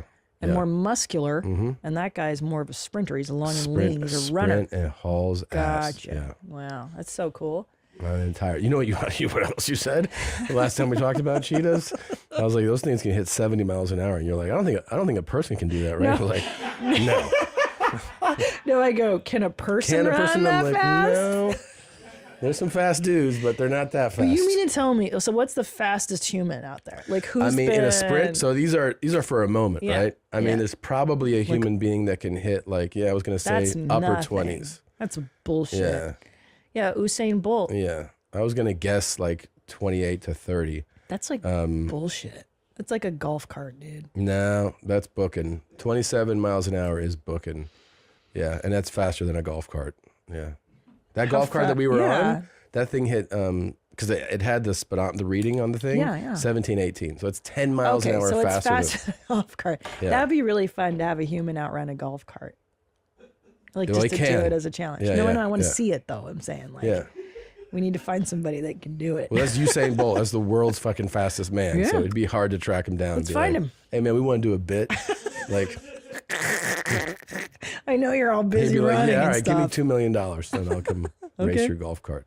Be kind of worth it, no? He's so fast. Think about that though. That's the fastest dude running 27 and a half miles per hour. And that's what he reaches, right? In other words, he hits it and then you go down, and that cheetah can get like 68 miles an hour, like 40 miles an hour faster than that. That's crazy. It's fucking so crazy. I want to see a cheetah run in real life. You can. Well, in real life, you can go on a safari, but I mean, look at a clip of one. Just look at a clip. It's so crazy. You can do a cheetah sprinting clip. I mean, it's got to be thousands of them out there. It is majestic to see those things haul ass. You know. Yeah, they're cool. As Yeah, fuck. I mean, there's nothing Look at that like face. Yeah, make it a full screen. Look how beautiful this thing is. Beautiful. Whew. See hiding? Look at those shoulders go up. Yeah. Oh, get out of there, you fucking And dummies. then it's just he's looking for the slow poke. I see you. Kill. Look at those hind this legs. thing. You're right. Look at that. Look how Just a much faster he's going machine. than any of them. I mean, it's just like, look at that. Oh, it's And the stunning. gazelle's so fast too. Shit. Yeah, not compared to him. It's not. Ooh, get it. Yeah. Oh, Bye-bye. fuck. Lights out. Over. You know what's wild too? Is that, genetics and nature are so fascinating. These animals instinctively know to crush their neck. Isn't that wild? That, Yes. They know instinctively to like suffocate you. And you that's where to do it. suffocate. Yeah. Yeah, that's crazy, dude. Yeah. That's crazy. Look at that motherfucker go. Oh my God. Fuck, it's wild. Look at him. He's like, I don't even have to worry about you. I know you're gonna be right here. Right here. Yeah. He's not even worried. No, he's chilling. Yeah. He's not even like. That's a young one. Yeah, he's got them. Yeah. I like the. Yeah, I think you're right. That antelope is hauling ass. Yeah, they're fast as shit. But those they're so petrified that they stumble too, you know? That thing coming after Look at you. that body, look at that physique, the way it. Fuck. It's just. Oh, run, my dude. God. You're dead, fucker. Yeah, you don't have a chance. They don't have a chance. Shot, homie. No. What if that thing was running after you? It'd be over very fast. Yeah. How often do they kill humans, I wonder? He went ahead of this one. Look at that. He's running ahead of it and then turning around and facing it. Like, what's up, bitch? Yeah. Like a NFL wide receiver, like going back into the end zone. Yeah. Damn, dude. Anyways, it'd be cool to go on a safari and watch that, wouldn't it? It would be amazing. Yeah. Let's do it. They have to go to like Kenya, right? I don't know if you have to go to And Kenya. then Dov goes YMH trip, and we're gonna fly all of you to Africa. Yeah, we need the team there. It's an extremely, so that we could all see the difference between cheetahs and jaguars in person. That's it's a very costly And if any of us field are trip. fast. That is a costly trip. It's so expensive to go on safari, isn't But it? you know what? Gosh. Maybe we'll do it. Maybe we'll do it. That'd be kind of rad. It'd be kind of cool. It'd be kind of cool. But who do we let the cheetah eat first? That would be fun to watch the cheetah chase a staff member, wouldn't And it? also, like, I think They we have gotta to pay their way. bring any, because anytime there's like, hey, what's up with these white folks? I'd be like, talk to him. Like, Eddie, tell him we're cool. And then I'll hold y'all down. Yeah, you do. You gotta represent. And then they'll be like, we have to kill one of them. Then we go, Nadav. And then we push Nadav to the front. And they'll be like, kill him. We sacrifice him. That'd be fun to go to Africa for that. We've been to Africa. We've been to South Africa. I've been to Northern. I've been to Djibouti. Yeah. Somalia. I've been to Ethiopia. I think that's more considered just East Coast. East Coast. I've been to North Africa and South Africa. Yeah. Tunis and South Africa. I know. You love talking about it. Fucking whore. Slut with her leather bikini. Gave you AIDS. We all live our life. Now, God, there's just so much in this episode. So many good things, Tom. yeah, I know. So what excited. are we going to do next? Can I have a wipey to clean this? Right now? Yeah. I like Okay. to wear these. Okay. That's how you clean that? I guess. I don't know. How am I supposed to fucking do You this? sandwich the lens on both sides. Oh. Blazitsky effect. Fucking A, dude. You're like, do you pop lenses out of your glasses all the time? Can I tell you something? We can go back into the show, by the way. Okay. Can I tell you something? Yeah. Like real talk? Real talk. I really have accepted the fact that I'm a space alien from another planet. And like I'm good. I'm cool with it. There's some basic stuff I'll never know and I'll never know how to do, and I'm good. I'm just from another planet, dude. That's what you're accepting? I've been in a normal person's skin my whole life. It's not working out for me. I just got to surrender to the fact that I'm fucking Weird. not normal. Yeah. What's making you think this? Well, or I guess a collection of things. It's a collection of things. But Nadav was like, you can sandwich the lens in between the. I was like, oh yeah, dude. I just don't think like that, you know. I don't know. I'm from planet Eclair, homie. Yeah. You're a I'm strange on bird. Another fucking planet, man. Yep. You ready? Oh, it's so much crisper and clear. Oh, Do you yeah. remember that commercial? Everything's so much crisper and clear. The blue you're- blockers. Now you look like a real fucking broad. Yeah. A what? New York broad. Okay. Yeah. Oh, yeah.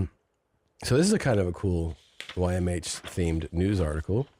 I've shared the fact that I have found myself aroused on airplanes. Yes. Here's a woman who has revealed that she's in a sexual relationship with aircrafts. She has taken 30 mini vacations in the last year just to share the skies with her soulmates. Sarah Roto, 23. Oh my God, I was expecting an old lady. Yeah, like an old fat Claimed lady. that after experiencing turbulence while trying to date fellow humans, she discovered true love while on her first ever flight aboard a Boeing 737. Look at her. Since then, she has met many planes, which she considers to be one collective being named Dickie. She adds that she finds the wings of the planes are the sexiest and size doesn't matter. I currently own 3 large models, but I also have small models, over 60 in total, and they are custom made. To shove with the into my larger pussy. models measuring between 49 and 63 inches long. That's very long for a plane. Yeah. Rhoda, who said she spent nearly $4,267 on model airplanes, revealed that she identifies as objectum sexual. Yeah. This particular love match occurs when individuals develop strong sexual or romantic feelings for a specific inanimate object. The only sad thing is that I can't be alone with a real plane. I flew a lot in the last year to be with a Boeing as often as I possibly could. I took about 30 flights and always combined it with a city trip or vacation. I traveled to all these different cities. I often visited, Katowice in Poland as a day tour. Despite not being able to share alone time with a plane, she makes up with it by sleeping with all of her favorite models, her model airplanes. She has 5 different airplane tattoos on her body. Oh my goodness. And currently there are small planes to get married to the 737 series. However, I will not move abroad. In the meantime, I have my models and will continue going out on trips to hang out with planes. Wonderful. It's such a great update to know that there's always something for everyone, you know? Well, I will say that probably having a relationship with an airplane is easier than any human. Yeah. And she can shove those in her pussy and it makes her feel good and in her asshole, and that's fantastic. She can make them any size, shape, whatever. This is actually, because we've seen the documentary where people are into buildings or cars, and it's hard to fuck a building or Is it? a car, I imagine. Yeah. But the airplane, peanut butter and chocolate. You know what I mean? Perfect pairing. Yeah, I mean, look at her the Airplane ways that woman. she's mounting that one right That's now. what I'm saying. She's already fine. She shows you how she's fucking. I mean, yeah. You think that That's weird. that tail fin is up her cooch right now? She's preparing herself for Or it. you think she's just going to She's- rub her Yeah, cooch? she's rubbing, and then she'll insert the front. If I may speculate. Yeah. Sure.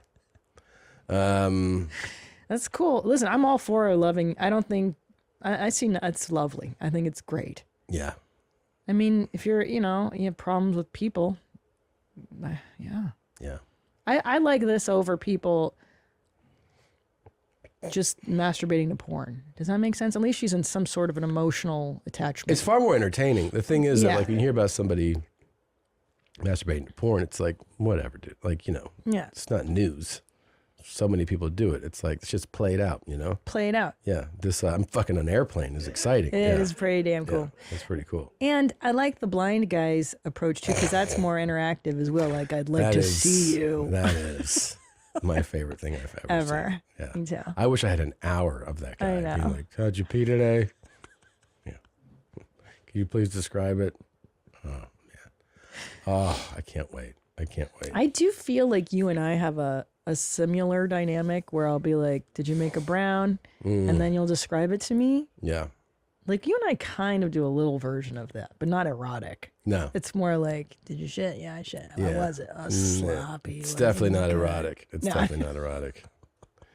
Not at all. A few weeks ago, we actually a clip from the show went viral. Yeah. That was about washcloths. Like, it was everywhere. It was on World Star. It was on Black Culture News. I got tagged fucking 10,000 times. And it was from an episode that was actually had already aired like a few weeks or a month prior or something. And people snipped this clip of us talking about washcloths being for pores. What's funny is that it started, I think you go, do you wash your legs and feet? I go, no, I'm not black, because on a previous episode, we talked about who washes their legs and feet, and I think it was only Ennie that said he did, but he wasn't there that day, so that it looked like Oh, so I was making a shout out to Ennie, but he wasn't there. Anyway, this clip, I was like, in the clip, I go, no, I don't think it's but I do think it's for pores. I go, I think, poor people use washcloths. And, dude, it went everywhere. And a lot of people commented. I mean, a lot. Thousands. And like notable people, like rappers, actors, activists, big time blacks. Like, Big time? Yeah. The Game.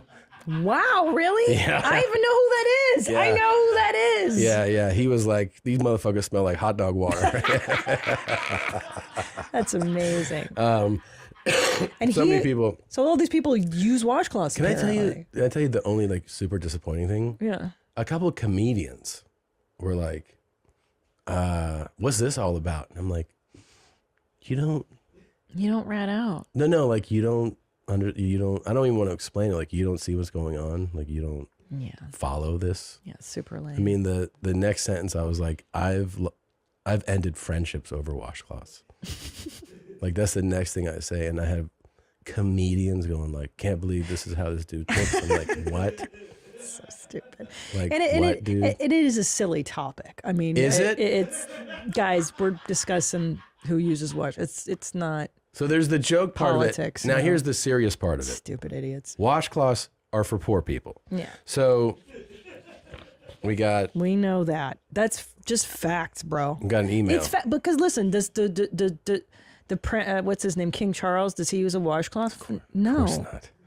No. Now, here's an email we got. Hello, Tom and Christina. Let me start off by saying what a big fan I am of you both. That being said, I have a thought on the washcloth debate. I am a native Houstonian who has been using a washcloth his entire life. Ugh. I feel this could be a byproduct of being raised by parents who were raised extremely poor in southwestern rural Virginia. You don't say. Almost all of my extended family worked in coal mines or something that supported the mines. I think poor white trash, AKA my family, grew up doing hard manual labor that would leave you extremely dirty, therefore needing a scrubbing device when washing yourself. I myself am a car mechanic, and after a hard day's work, washing myself with just a bar of soap usually doesn't cut it. See, that I do understand. But if you don't do mechanics work, usually just a little soap in the hand will leave your hands clean, right? Yeah, dirtbag. Well, and also, Yana, might I point out, my father was a forklift mechanic, and Can you just put a little bit of soap in his hand? Yeah. So No. what he had in his shop at the end of the day, because his hands were covered in oil as Yes. well, you have like a special sink, and there's like a chemical, a Yes. type of special It's soap a special soap they use in that mechanics. washes Yes. it off. So Yeah. you don't wait. Maybe he's too poor to afford the special soap. Maybe. But my dad never used a fucking washcloth. That's for sure. Well, he also owned the place. Now, am I correct in feeling this way, or am I just a poor white trash Yeah. that had a generational skip? Anyway, sorry to ramble, just my thoughts. Curious what you think. Piss on me, beat me, love you. No, I think you're spot on. Oh yeah, there is that stuff. That lava stuff Yes. is very popular. Yes. All the stuff. It's literally just a type of soap that'll get that grease off But better than regular soap. It's really a specialized type of soap. It is. Look, $10 on Amazon, and you don't need to use a washcloth like a disgusting animal. Here's what I'm prepared to do. I am prepared to launch an actual investigative piece on what's going on with washcloths and whether or not it is for the poors or for everybody. And I have a feeling we're going to get to the bottom of this. So just keep your eyes open. I'm going to be talking to some folks. Yeah. Yeah. Yeah. I've only had one friend use washcloths, and when she would stay with me, she'd say, "Can I have a washcloth?" And I said, "I don't have washcloths. Yeah. There's no washcloth. Use your hand, dummy." I really do remember the first time is that I crashed at a poor friend's house. Yeah. And then he handed over like a towel for after the shower, and then a bar of soap, and then a little one. I go, "What's the little towel?" And he goes, "A washcloth." And I go, I threw it back at him. I'm like, "I'm good." And he was like, Well, may we do a little investigating? Is that okay now, or do you want to save this for your "Well, piece? whatever you want to do." Can you Google like washcloth royalty, or does it come from a regal thing, or does it come from the poor thing? Because it could come from like a regal thing, and the poors think they're being regal by doing it. I don't know. I don't know. I think you'd have to actually Google I like can't ask origin. him to do it. Yeah, what am I doing? I got to do my own research, and a dog isn't the one to ask. I literally typed in what you said. Yeah. Yeah, but I would have. I was being origin. fucking Yeah. Etymology. Yeah. Oh. 1861. Back in the day when people didn't even have soap, probably. Yeah. Yeah, Old English to wash, cleanse, bathe, transit. Oh, come on. Yeah, no, we're not gonna. This is not gonna be fun to do it This this is not way. fun. Let Okay, me work on that do piece a real for you. piece. Yeah. Think piece, if you will. Yeah.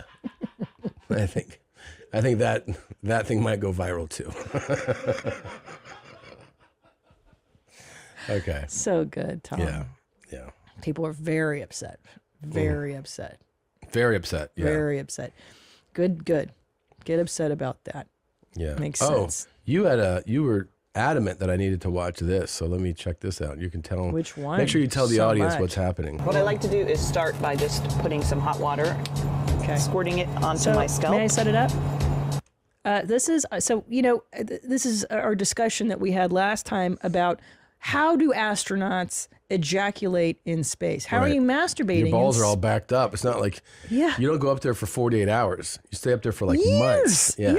Yeah. So this is a very important question that we need answers to. Now, I couldn't find a direct clip about ejaculating in space, but I did find one where this woman, this astronaut, is in space and she's showing us how she shampoos her hair. And go ahead. It is quite an elaborate process. Yeah. So right now, for those listening, she has like a bag that it's it has terrible. a straw, let's say, attached to it. Nightmare. And she's like, I'm putting warm water in my hair. It's just like, And it's just floating. Sometimes the water gets away from you. Face is all Right. red. It's terrible. You try and catch as much as yeah, you there's can. bubbles of it flying And around. I just work the water up through to the ends of my hair. And I take my no-rinse shampoo and squirt it also on the scalp, just a little bit. And that's going to float away Sometimes I'll actually too. take my comb to help work it all the way to the ends. And I like to take my towel while I have the shampoo in there and just kind of work it. Oh, Jesus. It looks Because without standing under running water, you kind of need to use the towel a little bit to help get some of the dirt out. Yeah. I mean, it actually feels kind of squeaky clean right now.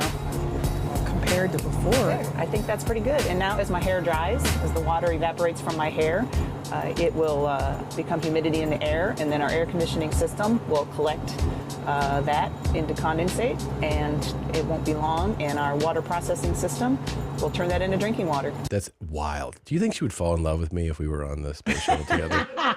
Why? I'm Why just- would you say that? Because you don't have hair? No. What? I don't know. You don't wash your hair? What the hell does that have to do I with don't anything? know. I don't know. Go ahead. No, I meant she's isolated in space, and like I'm the other man on the ship. Do you think that she would be like, Yes. "Oh, Tom"? Yes. You know? And I'd be Yes. like, "I don't know shit about space," and she'd be like, "I can teach you." Yes. Yeah.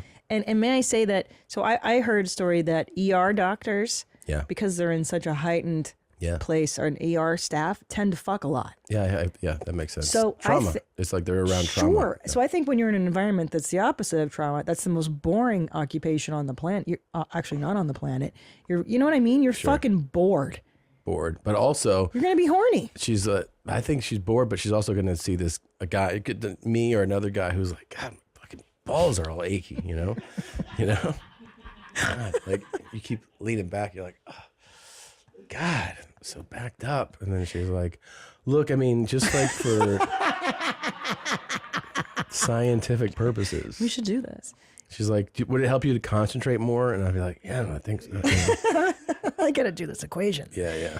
But how do you fuck in space? I don't know. Because because like you're constantly floating, so you may have to like tether yourself to something, and the other guy tethers himself, and then you meet and you fuck. Well, look, I don't know. How do you fuck? I think we're onto something here, and I think we actually need to put the resources of YMH towards something here, okay? And let me tell you something. I'm speaking honestly here, and I'm speaking from the heart, okay? No one's talking about this. No one's talking about ejaculating in space.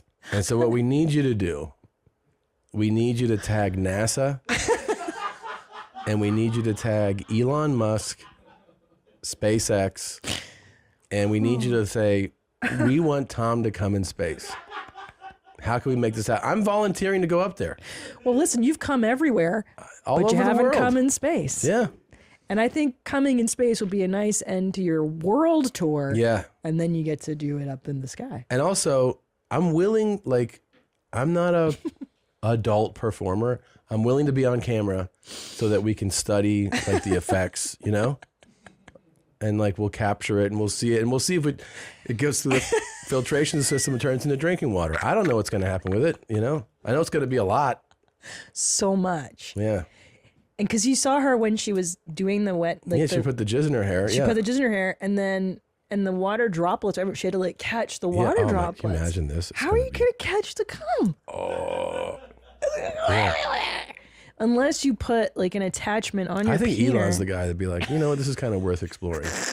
Like, he's fun. He likes, you know, he's down for a good time. Elon, are you watching Come on, this? Elon. Listen, can I tell you why I know he might be game? Why? I watched the SpaceX documentary, and he even said, he's like, I designed the rocket to look like a big penis. I know. He's got a great sense of humor. Got a sense of Elon, humor. And also, hey, Elon, who, you know, have you seen anybody else do this? No, you'd be the first again. You're always the first at things. Why don't you be the first to send a guy up there to JSD and see what happens? You're here in Austin, buddy. Let's fucking hang out. Let's talk about it. Yeah. What's so hard? Do you... Cost you a couple bucks. It's nothing. It's nothing to you. Come It's on. nothing to you. It's great promotion for SpaceX. Can you guys do me a favor? Can you just hit up Elon and NASA and see who responds? We want Tom to come in space. What if, okay, but here's the thing. What if it's a commercial for SpaceX? And as you're finishing, you're like, SpaceX. Yeah, I'll And do you're that. like, yeah. I'll do that. If you want me to do an ad read while it's happening, I'll do it. SpaceX. Like, yeah. Oh, SpaceX. Yeah. That would be great.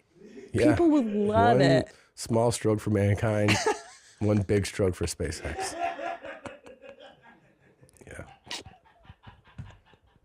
Yeah. It will not be a disappointing amount. I promise you that. It won't be. And by the way, it'll reinvigorate America's interest in space travel again. And you realize if once I do that and I come back down here, I'm going all in on OnlyFans. Like, I'm going to be jerking off on camera all the time. I mean, if I've already done it and the world knows about it and sees it, I'm not going to be like, oh, I'm hiding it now. You know, I'm going to start shooting content. Once the cat's out of the bag. Yeah. But yeah. But what if we blurred your penis but didn't blur the jizz? Because really, what's interesting is the jizz drops. What happens to that if it ruins the equipment? You crash the space shuttle. It's true. Oh, and then it's gonna lead to like circle jerks of guys. You know what I mean? Like, you know how porn always escalates and builds on itself? Yeah. Like, one guy jerks in space, and then it's like 10 What if guy he jerk in doesn't tell me, space. but as soon as like I'm done and I'm like laying there and there's jizz floating everywhere, like these doors open and 3 other astronauts come out and they're all like, and we're like, what the fuck? And he's like, ah, joke's on you, Tom. I'm like, oh man. Oh God. This is such a great idea. Yeah, it's I'm pretty so cool. excited. The greatest comedy tour in history with the biggest finish. Yeah. It is out of this world. It's out of this world. Yeah, you can make it like a pay-per-view. We could stream it. You can charge people admission to watch. It's pretty cool.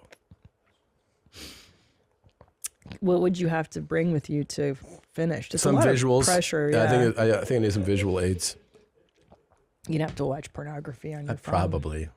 Yeah, and I don't think my Wi-Fi would be good. I'd probably have to download some stuff before I get it. Oh, yeah, there's no Wi-Fi in space, huh? Well, actually, There is. those things are so state of the art. But I think it's probably best to be like, hey, why don't you save some things to your computer? Wait a minute. I have the dumbest question. Go ahead. How does a spaceman talk to Houston? They don't use the Wi-Fi. Is it like supercharged radio, like satellite? I think it's satellite. Yeah, Satellite radio? satellite. But they were doing that shit in the 60s, bro. Well, the satellites are right next to them. They're out there in They're space. like, satellite. Satellite's like right over there. You know. They could even do that shit in the 60s. Talk to fucking Houston from outer space. That's crazy. Right? Yeah, they Dude. probably were using a Lenovo, and they were like, But doesn't that trip you out? Like, they put a man on the moon in the 60s, but they didn't even Yeah. have a microwave oven yet in your fucking house? I know. Yeah. Huh? A guy on the, well, of course, if you believe we landed on the moon. Such nonsense. Dipshit. Yeah. Stupid bitch. Am I right? Sure. Yeah. Yeah. Okay. That's why we're number one, though. We beat the Russians. The Ruskies? Yeah, they had a cosmonaut. They were the first to launch a dog in space or whatever. And they also had a cosmonaut. the guy that Yuri burned Gagarin. up, the one that burned up on the way in. Oh, that was really sad. He knew he was going to burn up. He did. Mm-hmm. Yeah, that's why he swapped the guy out. He was like, no. He had the other guy stay. Oh. Yeah. They say Putin loses sleep every night over it. It's so sad. Such a kind soul. He's like, I died for nothing. Yeah. Broken heart. Oh, yeah. He cries himself to sleep every night over Every stuff, night. huh? Every night. I can't believe how mean I am. Yeah, I can't believe how mean I am. That's what he says all the I'm time. kind of a jerk face. I'm still thinking about how good those sneezes were earlier. They were so powerful. You enjoy your body's functioning so much. Yeah. I don't know how I don't know why, but I don't enjoy my body functions the way you do. How do you not enjoy a good sneeze? I feel like my body functions are a hassle, and everything around maintaining. But don't you love that buzz is after a hassle. sneeze? Nope, don't love it. Do you like to sneeze? Yeah, I love sneezing, but sometimes when I sneeze a whole bunch in a row, my arms go numb. Really? Does everyone else have that? No, but I do have such powerful sneezes that it creates gas, like chest. You know what I mean? Because the air leaves at such a rate that I'll have to belch. So like sometimes, like a minute after a sneeze, I'll be like, "Oh man, I can," and it's like I have to belch. Man, bodies are like cool and stuff. And they're stupid. Sometimes I get like that awesome head Like buzz that? where you're like, you know, like where I feel like I just fried like 1,000 brain cells. I'm like, whoa. You feels ever good. passed out from like having a sneezing fit? No, but I've had some that are I've had uncontrollable fits before where I've sneezed, 20 times in a row, and Do you like that? that's probably too much. But I like having a few. I like a few, and I like sneezing with like reckless abandon. Like in other words, open space where you don't have to be like, oh, excuse, like where you can just like outside, there's no one around, and you can just let it like, you know what I mean? Like really You can go do out that there. at home. Well, no, at home. I mean, I've seen it like shoot onto stuff. I'm talking about if you're outside, like in a parking lot or whatever, you just like, wow, you just let that shit come out with complete violence and no regard for where it goes. That feels good. That sounds exciting. It's like pissing outdoors. It just feels great. Now here's a question. Wow. Yeah. You love sneezing. Yeah. You love coming. Sure. Do you ever Wow. sneezing and coming at the same time? Can you? No, but that might be my OnlyFans when I get back from space. And then I'll send recordings to the blind guy. Like, I got snot all over my chest and jizz all over the floor. I don't think you can sneeze and come at the same time. Let me know where you put it. Because those are two reflexes, no? Like I think it would be difficult. Yeah, it'd be difficult. I don't think you can do much while you sneeze. You hear me? Yeah, I think so. I think you're He right. doesn't listen. When you sneeze, you don't listen. It Yeah. bothers me. Like we were having a pre-show meeting and you kept I don't sneezing. think. I you think don't listen. you would stop. You would stop doing. If you sneeze, you'd stop coming. Basically. Right. I think you can only sneeze. I'm saying that your body can only handle one involuntary reflex at a time. Yeah. Like that's all you're doing. When you're sneezing, you're just sneezing. Like you True. can't shit and sneeze or piss and sneeze. Don't you have to stop pissing to sneeze? Well, yeah, that muscle like cuts off for a second. Yeah. If you're pissing. Did I just break your mind? No. I've pissed and sneezed at the same time, and it's horrific. And you can It's horrible. keep, Yeah. Yeah, it's you like can keep the flow. Because you can't stop peeing when a sneeze is No, that coming. muscle, like Yeah, you can. it probably, because of the force, it probably pushes out harder for a second. That feels and bad. you lose aim. Yeah, Like yeah. it's just like, oh, good. Like you feel a sneeze coming while you're pissing. You're like, I'm gonna need to do some. Or if you cleans. sneeze, that muscle would contract for a moment, Yeah, and that it'll also wouldn't contract. feel good. Yeah. What Just a about mess. pooing? Have you shit while you sneeze? I don't. I have, yeah. Yeah, let's get Yeah. right to your memory. Yeah, Yeah. it's not fun. No? It really ruins the sneeze. Well, this is a really fascinating topic. We've covered so many. This is the good stuff things. we don't want NASA to know about. So don't show them this clip. And then they're going to think we're a bunch of knuckleheads. But seriously, how unpleasant does it look to be in outer space? I mean, her face is beet red, and that's not a sunburn. You know what I mean?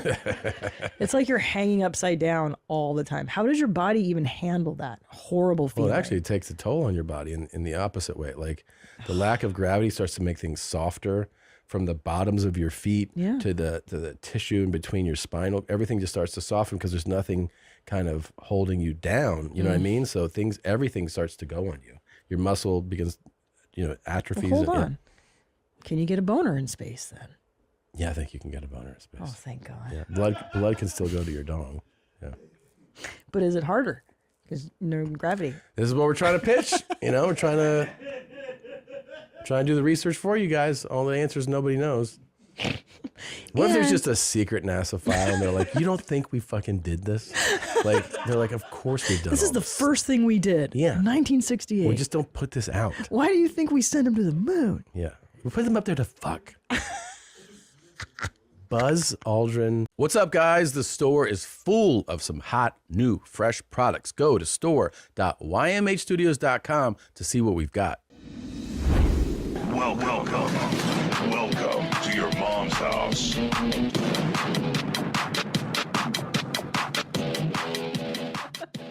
Welcome to another episode of Your Mom's House. I don't say this enough, but I just want to point out, Christina, you look as beautiful as I have ever seen you. Oh, that's interesting. That's a good point.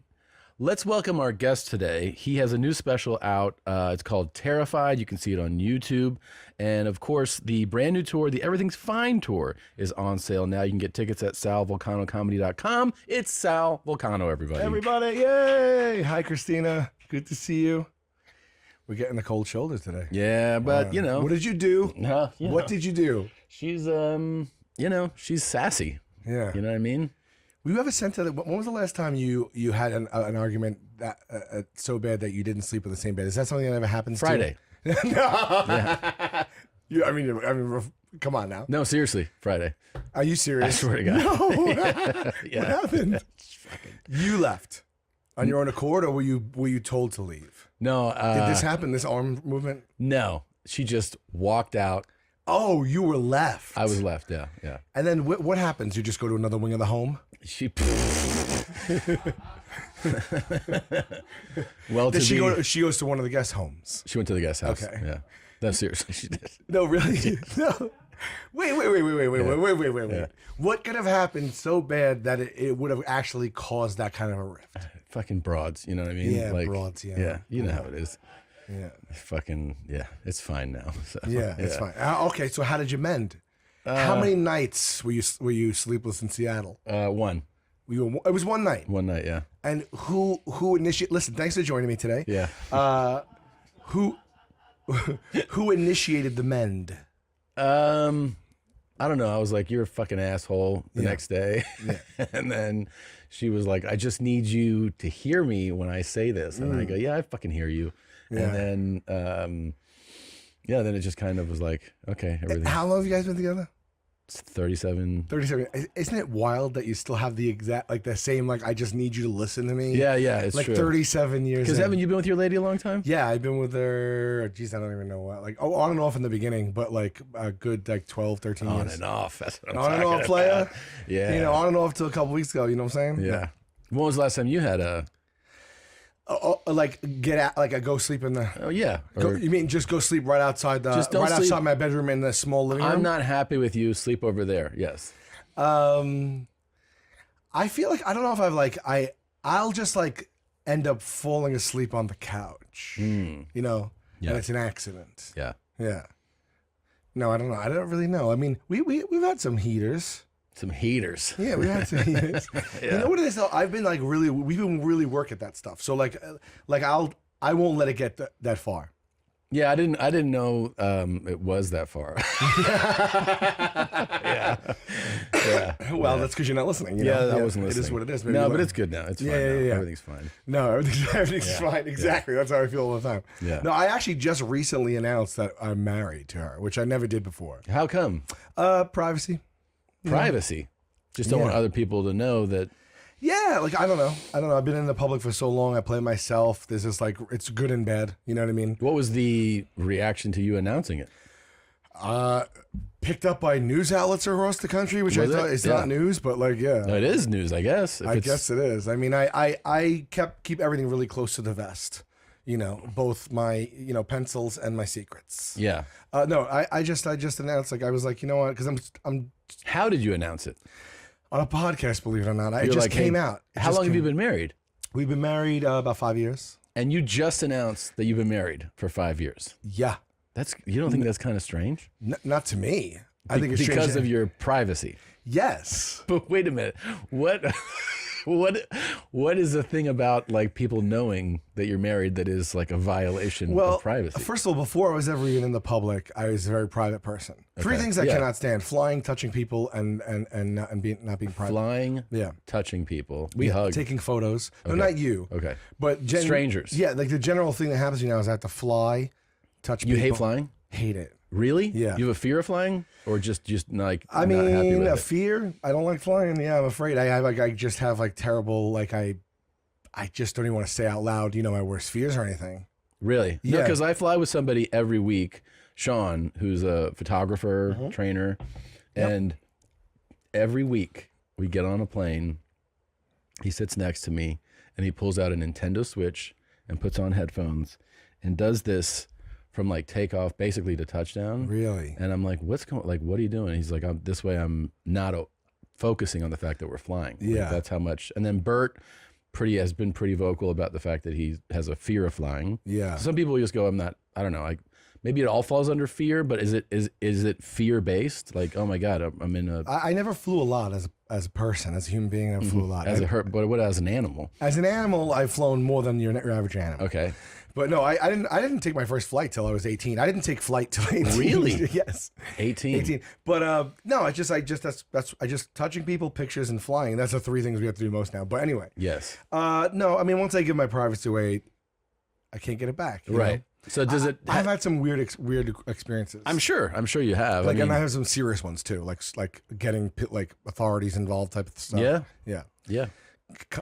Yeah, like hiring people to. Yeah, weird shit like that. No, I've had it too. Yeah. I've had it too. Yeah, I've had security breaches.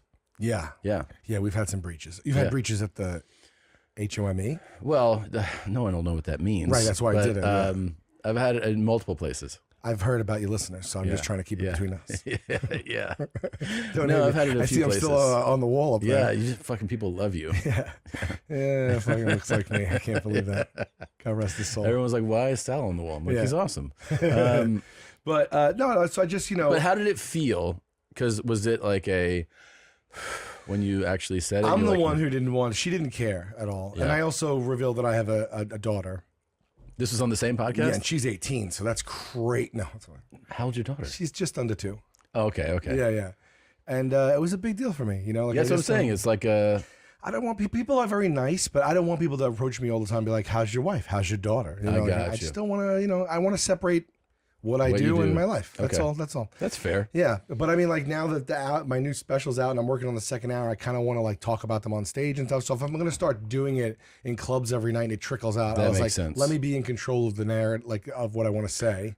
Right. And so I just kind of bit the bullet and did it. And people have been very nice about it, but I didn't realize that it would be like a news thing. That's like silly to me. Yeah. Well, you're famous.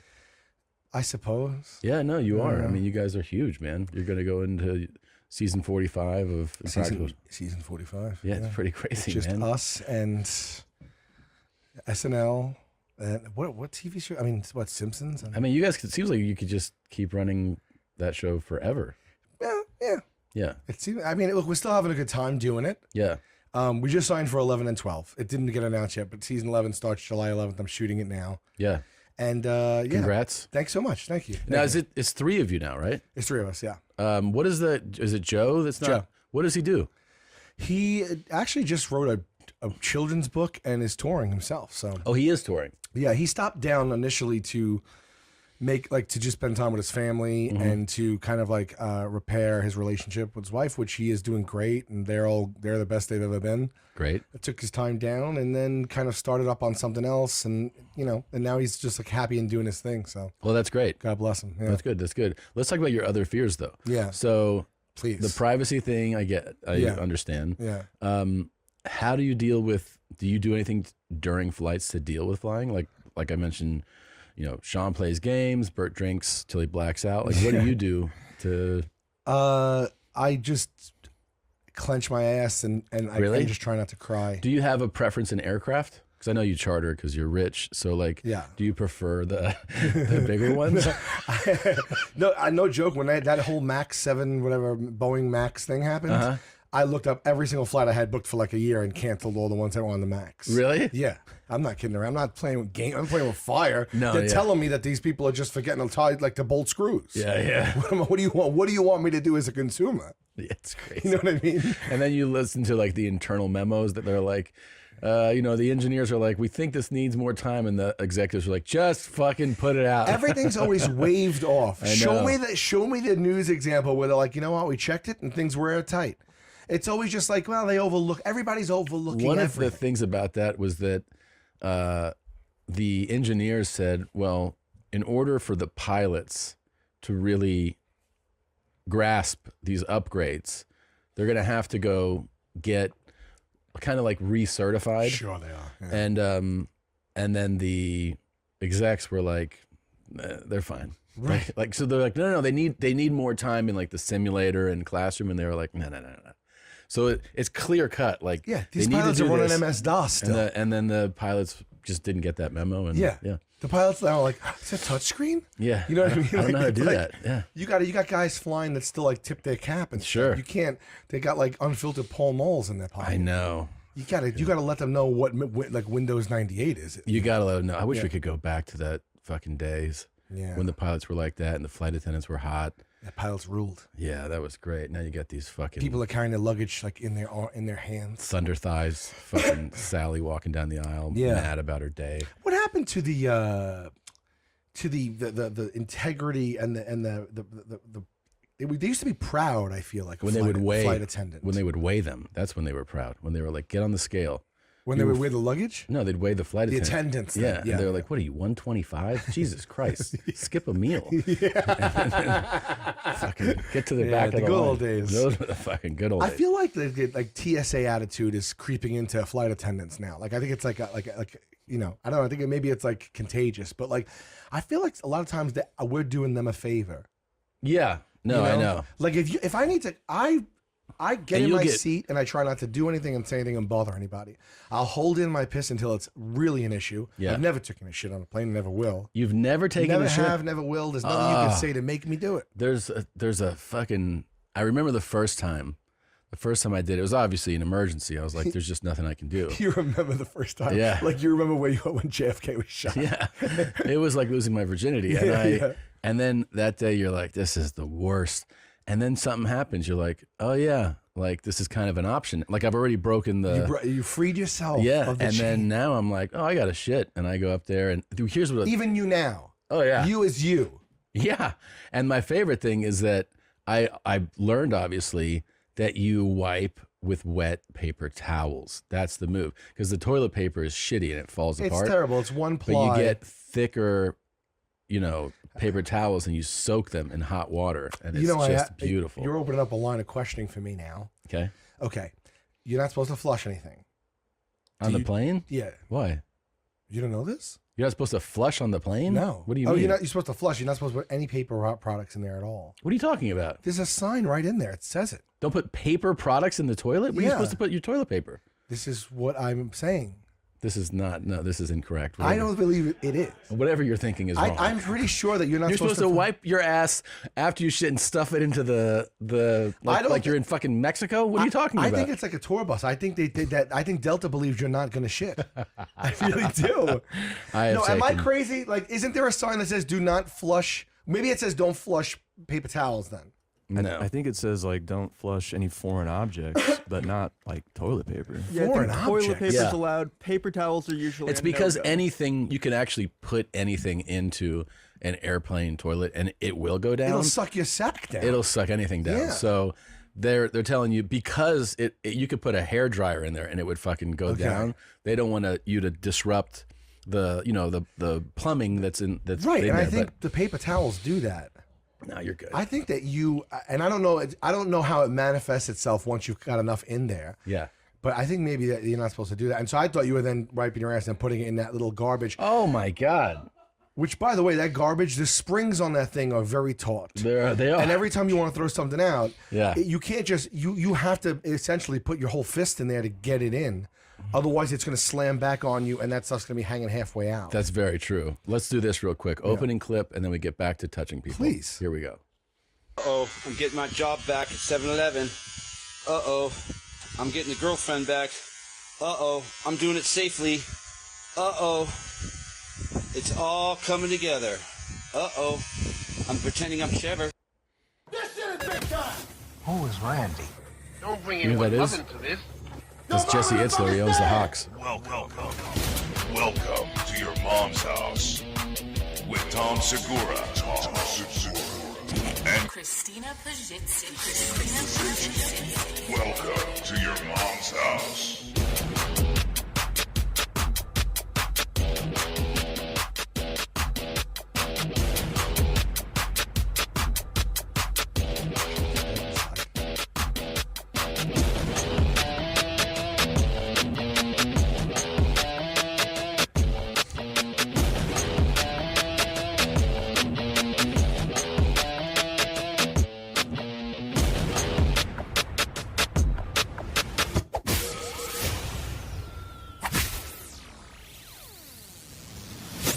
Yeah. How many times before you were like, that's it?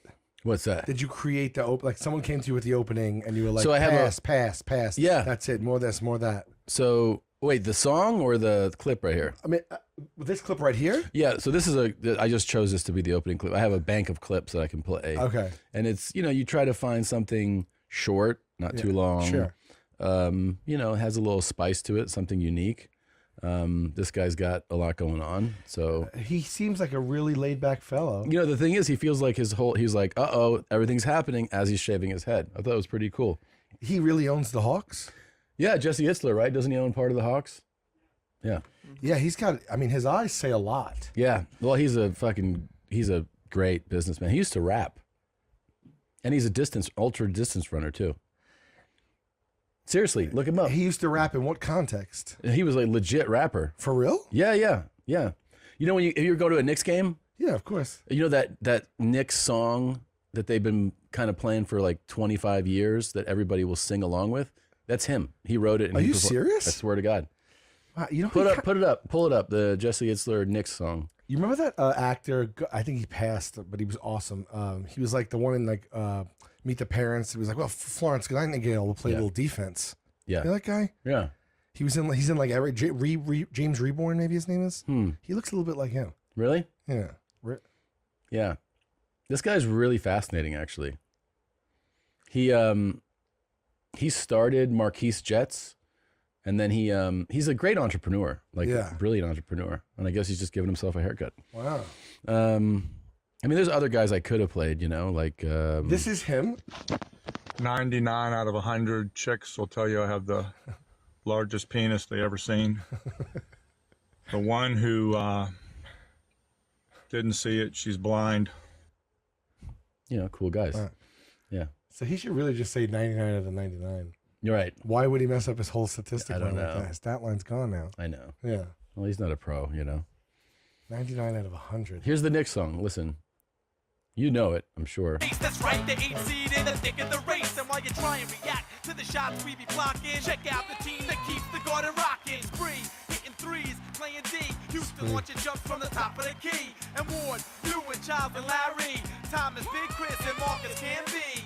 Nobody does it like the Knicks can. Go get your best 5 guys. In fact, grab a 6-man. The Spreewell and the Knicks excel. Look out, the number 18 starting to gel. Go New York, go New York, go. So when this He told a story about this. I think I saw it in like an Instagram clip about going to the Knicks executives, and they were like, "The fuck is this?" And then he somehow convinced them Was to he play him it. when he went to them? Yeah, he was not a known. Oh, he wasn't. No. He just was like, "Play this" or whatever. You know, I forget how he got him to do it. But the thing is, it's been 25 years. Yeah, and go New York, go New York, go. That's cemented in. yeah, Wow, yeah. that's pretty crazy. It's pretty cool. And that's not even what he's known for. No, he's a brilliant entrepreneur. So let's go to the other thing. So it was flying, which we established. Yeah. Even when you're on your G4, you still don't like it. The other thing is privacy, and then touching people. Yeah. Is this, you mean like hands on you? Yeah. Like handshakes. Handshakes. Yeah. Are you a fist bump guy? Yeah. Yeah, I remember an executive one time doing that to me, and I was like, "What was it that?" And they were like, "Yeah, he doesn't like." It feels weird because sometimes people get like oddly like taken aback. Yeah. And if they know me, they know. But if they don't, they're like, and I'm just like, you know, What's crazy to me was when we're in public or something, and like I'm eating something, and someone does this, and I go like that, and they're like, "What?" I go, "I'm eating." I'll say it. I'm eating right now, so I don't want to have to. Whatever, dude. Shake your hand. I guess you big time with me.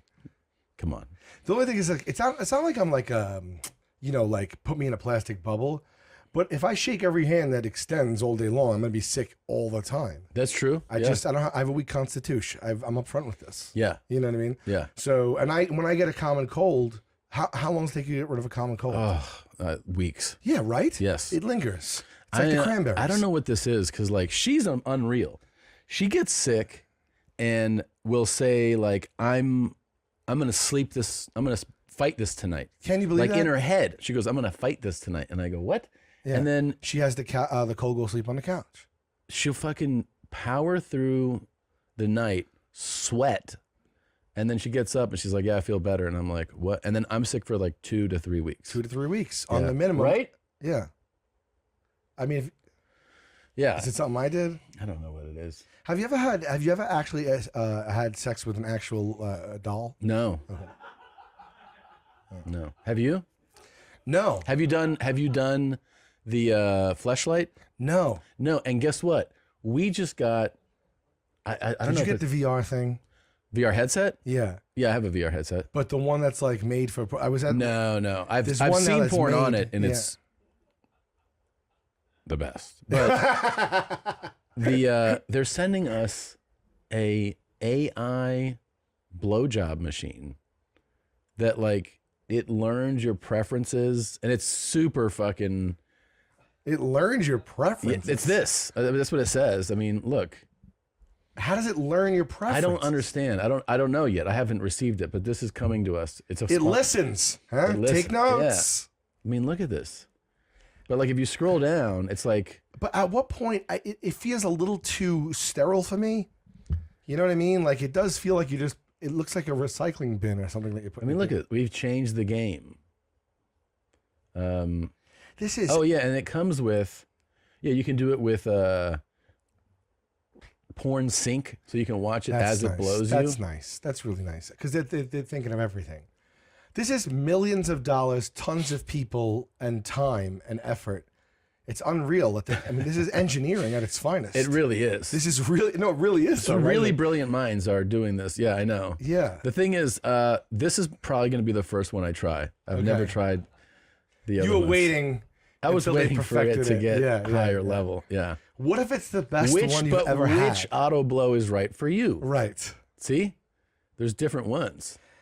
Yeah, it's criminal that they make different levels. You know, just make one with know, all the and bells it- and whistles and and it- make it at a reasonable price point and let everybody have the same suck job. See, look at this too. It's like, it's telling you this one, pleasure is good. Noise, medium. Wi-Fi? No. Yes. Video sync? No. Video sync? Yes. Printer. Obviously, you want Why the do you need a video printer? sync.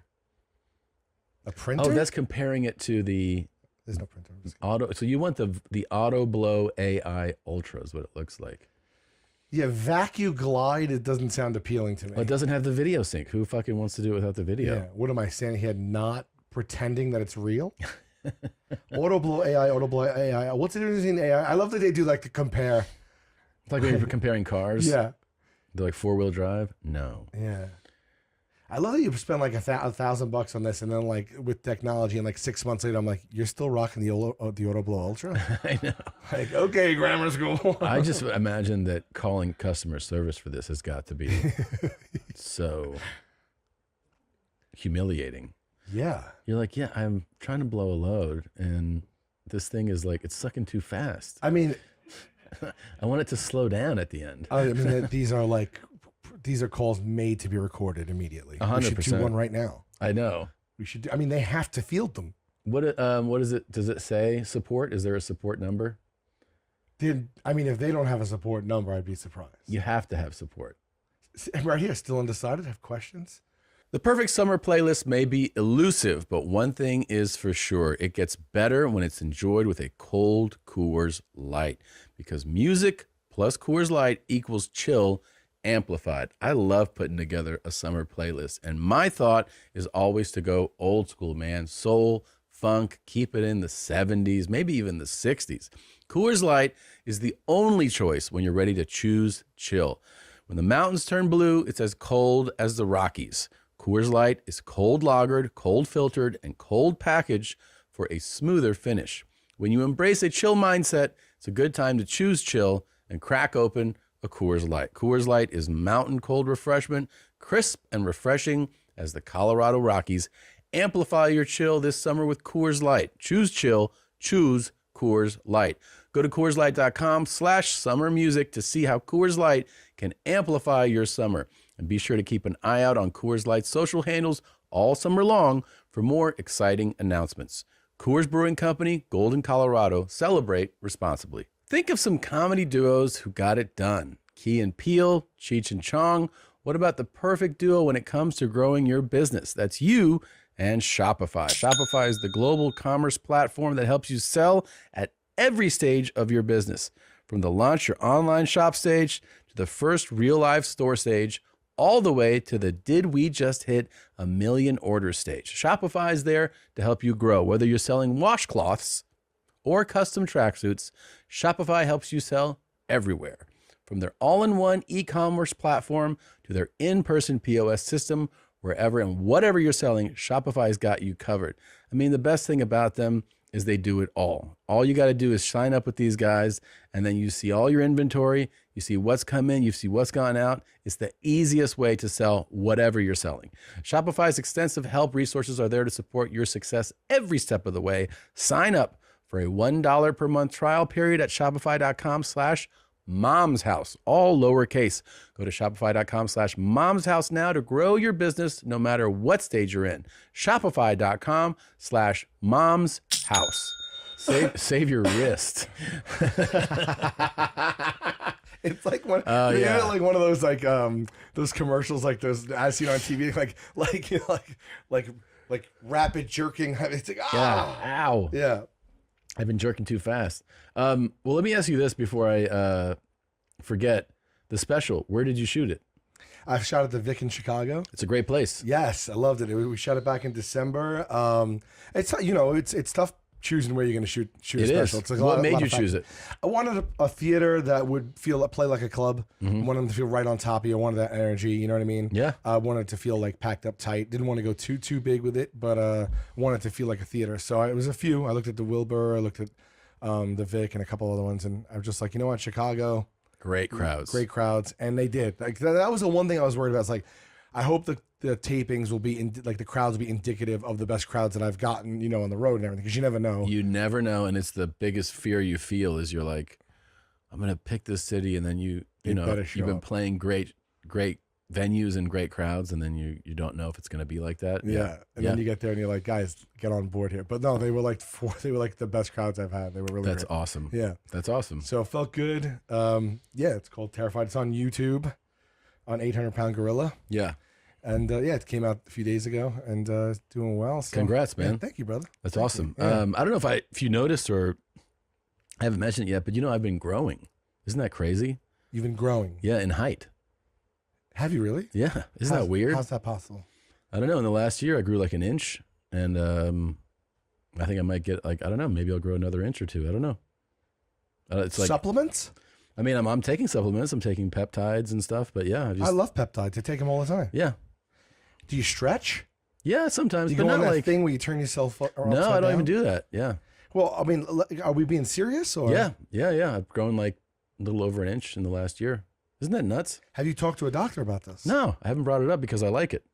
I don't want him to tell me to do something that stops it, you know? This is unorthodox. You know that. Yeah, it's very strange. Okay. Yeah. And you measure yourself. Yeah, no, we at same place on the wall, and it's just you could tell. Do you feel it? I mean, I feel it when I'm like sometimes I'm standing next to people. I'm like, oh, like this guy used to be, you know, like a little bit taller, and then I'm like, oh, I'm taller, you know, that kind of thing. Yeah, strange. Have you ever heard of that before? I know that there's people that are breaking their legs and putting like the extensions in them. Is that really? That's true? a real thing. Wow. They do for some guys who are like. You did seem a little taller. I'm not just saying that, but maybe I just didn't register how tall you were to begin with. Yeah. Well, how tall are you before you started to grow freakishly like this? I don't know. I guess maybe just under 6 feet or something. Yeah. And now you broke 6? Yeah. Get the hell out of here! Yeah. Really? Mm-hmm. Wow. It's really exciting. I always wonder if it'll like, I don't know if what if it goes and like just doesn't stop, you know? That'll be weird. That would be weird, like a reverse. Yeah. Because everything shrinks. Like I 2 think your years from nose now, and ears don't stop growing. That's they what I do heard. grow. Mine are definitely growing. She always points it out to me. Yeah. She seems a little bit spacey today. She says that my nose looks like John Amos's nose. John Amos? Yeah. John Amos? Yeah. Not John Stamos. Him. Yeah, of like Amos and Andy? She says that my nose and his nose are similar. Oh, fucking McDowell. Yeah. Sure, good times. Because he has a point, like it's kind of pointy. I don't see it exactly, but I feel like you could arrive there. When you do that, I see it for sure. Yeah. Yeah. But anyway, yeah, like what if 2 years from now I'm 6'7"? Anything else growing? Off the record. Off the record? Yeah. No, it's the same. Okay, all right. Yeah. Well, then you don't really want to keep growing. I know. You know? It'd be fucking strange. It's like now it's I don't know. Now it's like the lesser, like what's better? Is it better to be taller or is it better to look more in proportionate? Yeah. Like you hit 6'9".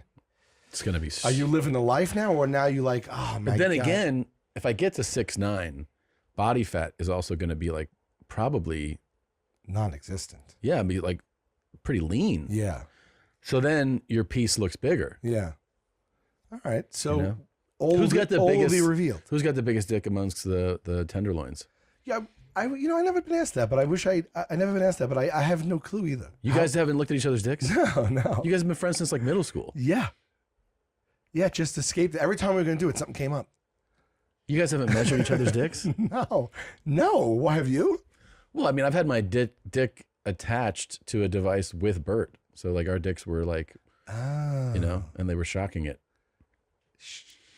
Sure. We were at a dominatrix. How'd that feel? It was kind of cool. We had like the same dick. It was weird. Really? Yeah. No way. That Even is she weird. commented. She was like, "You guys have like the same dick." That is weird. Yeah. Did you have to be erect for this? It helped. It helped what? Because you can't be totally flaccid in the device. It helped to do the bit, or it helped to lessen the shock, or Yeah, just to fit into the thing. Okay. You can't like flaccid put it in. Sure. Yeah. Wow. So I was electrocuted a bunch of times on the show. Penis? No, but everything else. Everything else? Everything but. Really? Yeah, they attached like these like shot collars meant for large animals to my whole body. Yeah. And then they I was in a museum. They made me a tour guide, and I had to take this museum tour guide, this tour in a real museum, real group. And they got to electrocute me throughout it anytime they wanted. Mm-hmm. And the whole time, all I had to do was I had to make sure that no one in my tour group realized anything was just going on suspicious. So you had to like deal with the shock. Yeah. Yeah. Yeah. That's pretty funny. As I spoke like through the whole like museum. Really? You're like, tour. in this. Yeah. That's it was funny. bad, man. It was That's bad. funny. Yeah. You see Chrissy D a lot. Yeah, all the time. Yeah, we do a podcast together. What's it like? All I send him are gay clips that I find online. Sure. He loves them. Oh yeah. Do you think he's, Do I think he's gay? Yeah. Absolutely. Yeah. Yeah. Not to be ashamed of that. I think he thinks he is. Bi? Probably full blown gay, I think, maybe. Yeah. Yeah. Bi is just maybe like he's just like doing, maybe he's just trying to figure out if he's bi. I don't know. Yeah, I mean, I sent him a clip where somebody was talking about dick, and he wrote, "Nothing better than a fat cock." Now, everyone thinks him and I are gay. Everyone thinks I'm gay. Really? Oh God, yeah. I didn't know that. Really? Well, he's so outspoken about. I got so look. I mean, when I'm fooling around and stuff like with my comedy and stuff, I can definitely like be effeminate with my comedy. So like I think. What do you mean effeminate with your comedy? Like I'll suck a dick during it. Okay. No, like I'm just like, I could just be like, the way I like act is definitely more like when I'm playful, I'm being like effeminate. Okay. You know what I mean? Yeah. All right. Whatever. Like, but I didn't realize because like I kept hearing it and I didn't realize like exactly like I was like really like everyone. And then I realized like about 15 years ago, maybe somewhere over 10 years ago, I had a sketch comedy show. And we did this sketch with Sally Jesse Raphael when we went on her daytime talk show, right? Mm-hmm. And I reveal on the show that I'm gay. Mm-hmm. And then my buddy, he reveals he was inspired by me. Mm-hmm. And so he reveals that he's gay. And then I say, I have to reveal something. I'm actually not gay. But I knew that you were gay. And I knew that if I revealed that I was gay, Mm-hmm. that you would reveal that you were gay.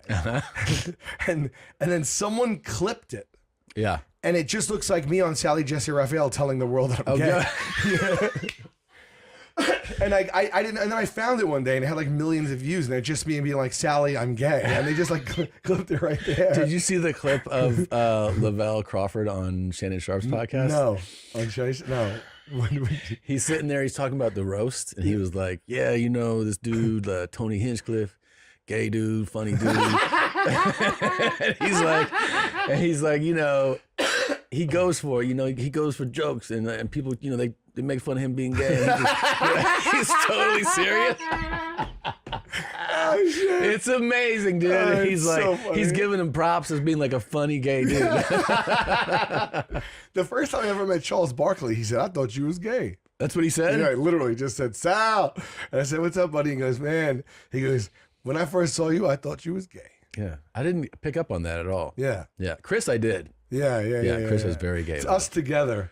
It's a whole thing. I wanted to get your food take on something. 'Cause I know you love talking food. Sure. Well, first, you know about the Chipotle shooting? No, has that happened recently? Yeah, a little while ago. Weeks ago. Like a month or so ago, too. Where a guy was standing at the register and he asked for extra guacamole on his food that he had just purchased, which is a standard thing to say. I've heard it, yeah.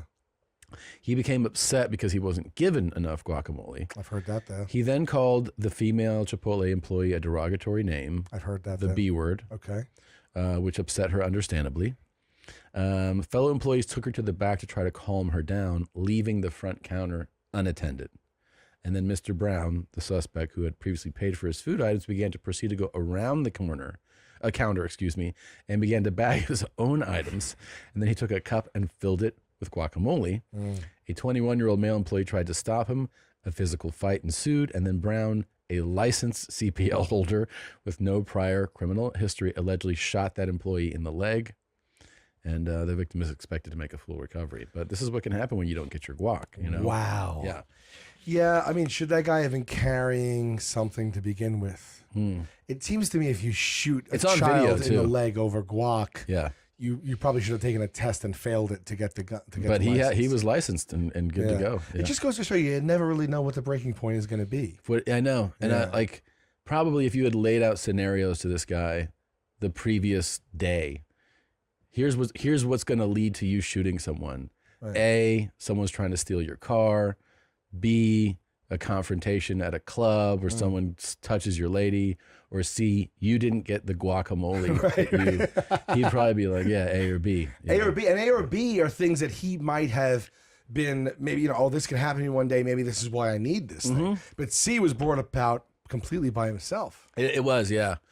Well, where are you in life if you can't take about just 5 seconds to breathe and say, let me not shoot this child over the guac? I think I kind of get it, though. I do. I kind of get it in the sense, not that you should shoot somebody over guac, but you see whether the kid deserved it is a whole nother story. Right. I'm saying you see what, sometimes people feel so not heard and not taken seriously that they want to do something that, that they'll go sleep in the guest house.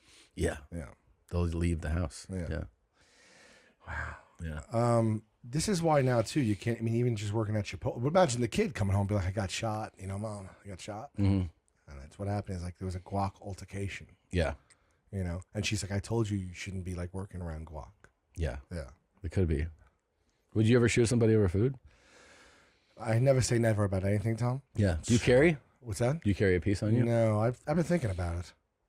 I mean, you're a privacy guy. Yeah. It seems like privacy guy would have I feel it. like I want to get one. Like I feel like I should have one like in the home. Yeah. Yeah. Of course. Yeah. I don't know. I've been to the gun range a couple times. I fared well. It's fun. Yeah. The range is fun. Yeah, the range is fun. Yeah. I never shot like I you know I always feel like I could be a detective or something in the 70s or something like that. Yeah. Yeah. I think you'd be a good detective. I always wanted to like get out of the car, like Mhm. one of those like really long, like an Oldsmobile with like one really long door, and like screech out of a bench seat, like get out of the car and the door is like open and I stand up and like someone's running or a car's running. I shoot the car as it's going. Mm. You know, usually you hit the window. From the footage I've seen historically, you hit a window, you shatter a window, but then the car fishtails and gets away. Yeah. You really never see on those like older cop shows like they just put a bullet through the guy's head. That's true. Yeah. Yeah. Would you could play a good detective. I think I could. Yeah. I'm very inquisitive by nature in general. Why don't you call Dick Wolf? Tell him to give you a show. Yeah. I've never seen one episode of that. None of them? Not one. Not one. Not a single. You've never caught one flipping through the channels? There was one time I caught one. I don't know which show it was, but it was like parodying, but like it was about Michael Jack. It was like it was about a pop star. Yeah. Like, you know, so like I remember seeing that. That's it. I've talked to a few actors that have been on those shows. Yeah. And they all make the point that it is extremely boring after a while. Boring, yeah. Because you're basically doing the same show every week. Oh my God. Every week. And if it's a hit, obviously you're grateful and thankful that you're on a hit show and you're getting paid well and the show's popular. But every week you just come in and you do the same thing. You do like, what's that? Oh, let me call. And then you get in the car and then you go, were you here on Saturday night? And they're like, Right. you were here. And Oh, you mean like one of the stars of the show? Yeah, they're like. Oh, I it's- thought you meant just like a back like a. No. Like the regulars Oh, are yeah. like there's nothing as an actor exciting about doing this. No, They're it's like, we just. thousands of investigations. It's the same thing. It's the same. And when they explain, like at first when I heard I'm what, but then they explain it to you and they're like, and then you do the interrogation scene and then you do, you know what I mean? Right. And then you tell the victim the thing and then it's like cut, print, new episode, same next day. All right, Right. here's the new story. This person is, getting told you arrested. this, for Ice-T? Did he? I ran into him. Yeah, I figured as much. They do the same thing. I get it Yeah. though. No, I get that. I guessed on a few. I was on Bones, Yeah. MacGyver. I did like those types of shows. 12 Monkeys. Yeah. You were on MacGyver? Yeah, Yeah. the new one. Oh, I was There gonna was a say new in one. fucking 82. I know. I wish that was. What'd you do on the new MacGyver? I played a chef. Oh, you're a total chef guy. Yeah, I played a chef on the new MacGyver, like one of those like where people come and like it's like a 10-course meal. I'm like a famous chef that I like. You know. I mean, it was quick. Do you like it? Was it fun? Yeah, I was sitting around all day. Yeah, it's a lot of Yeah. sitting around. Bones, I played a sanitation worker that found a dead body, a dismembered dead body. Nothing Came up made in my me street sweeper. Crazier than I did Workaholics. Yeah. and a couple other, but like I remember specifically that one where they're like call time 7 a.m. The worst. And you get there and you're like, all right, it's 7 a.m. Yeah. What do I need to do? And they're like, well, just hold on, hang tight. And then it's, it's 8 a.m. You're like, do I need to be somewhere? And they're like, nope, 9 a.m., 10 a.m., 11 a.m. Let's Lunch. get you into, wardrobe. Oh, actually, you can change back. I mean, we're shooting my thing at like 2:30 and you're Yeah. like, and then if you're like, why was I here? Well, we just didn't know when we were going to shoot this thing. And you're like, I've never had a different experience than that on any of these at Yeah. all, ever. I mean, I did. Well, the only one that was pretty damn good was what we do in the shadows. Have you seen it? yeah. Yeah, I did that one. That was boom. I went in. They were waiting for me. Really? I was like, they were like, hurry up, hurry up. That's kind of great. Yeah, and then I ran in. We did like a bunch of scenes. I got killed. That's like in it. her favorite show. Oh, really? Yeah. Oh, no way. Oh, you should have said something. I would have mentioned it. She always watches that show. Yeah. That was fun, and we got to be in a scene with all of them. They snapped my neck. It was the live skunk in the scene. That was like wow. the best experience ever. But when we shot the Impractical Jokers movie, I had to literally have a word with them because they were doing it to us on the movie. And it's your movie. Yeah, they were like picking me up at like 5:15 a.m. and I was shooting my first scene at 3 o'clock. So how did that conversation go? I said, "What the fuck are you doing? Yeah, I'm here 9 hours. Like, do you want the best from us or not? Like, figure it out. Yeah. Like, I mean, I could see 2 hours. Did it change? So, yeah, a little bit. Yeah, a little bit, but not so. But I'm like, you can't have me here for 8.5 hours sitting in a 2x2 box. Worst, yeah. You know what I mean? Yeah. Yeah. But I mean, it sounds like hurry I'm up and complaining, wait. and I am. Yeah, hurry up and wait. Yeah, yeah. Okay, I want to ask you this food question. Yeah. We're very well known for barbecue. Yeah, I just had Terry Black's. This is great. Hold on. Okay. I would say, and this would vary by who you ask, but the 4 notable barbecues in my mind are Texas barbecue, Kansas City barbecue, Memphis barbecue, and Carolina barbecue. Okay. And somebody might have a different opinion. I don't care.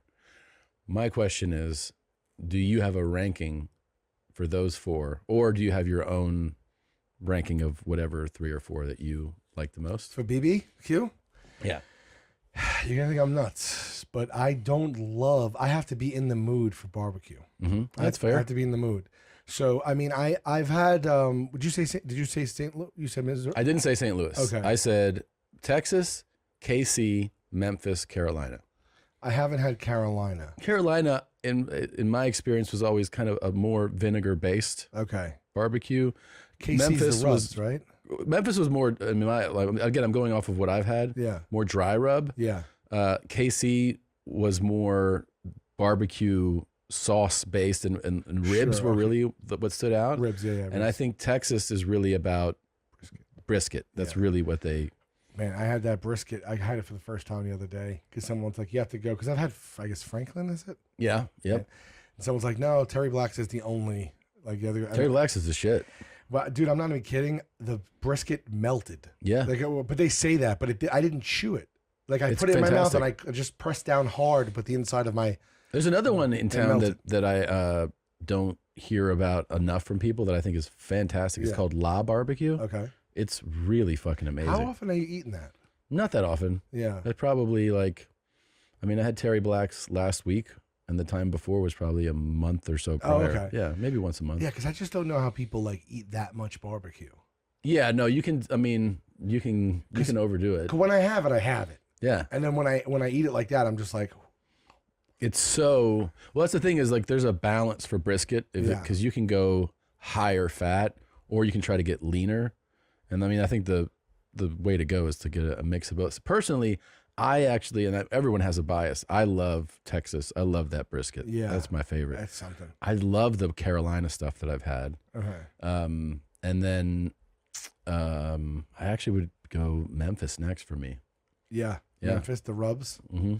Yeah. I mean, you know what I like about barbecue is like when I order food in general, I like to have a sampling of different things. Like even when I at a restaurant or on a menu, if I'm on the road getting room service, I'm not sure if like the food's gonna suck or what's gonna be good or bad. So I'll like order like 3 or 4 things. Yeah, that's the way to do it. And then just have a little bit of each. That's the way to do it. Yeah. And so like with barbecue, it's like, I'm taking a scoop of potatoes out, a scoop of macaroni and cheese. I got that coleslaw in there. Don't forget those beans though. I know. And you got a little brisket, a little ribs, and I'm just like, this is amazing. Cornbread. I went to all these places in KC because they're famous for it. Yeah. And none of them were for me like oh, I gotta have this again. Yeah. Not really.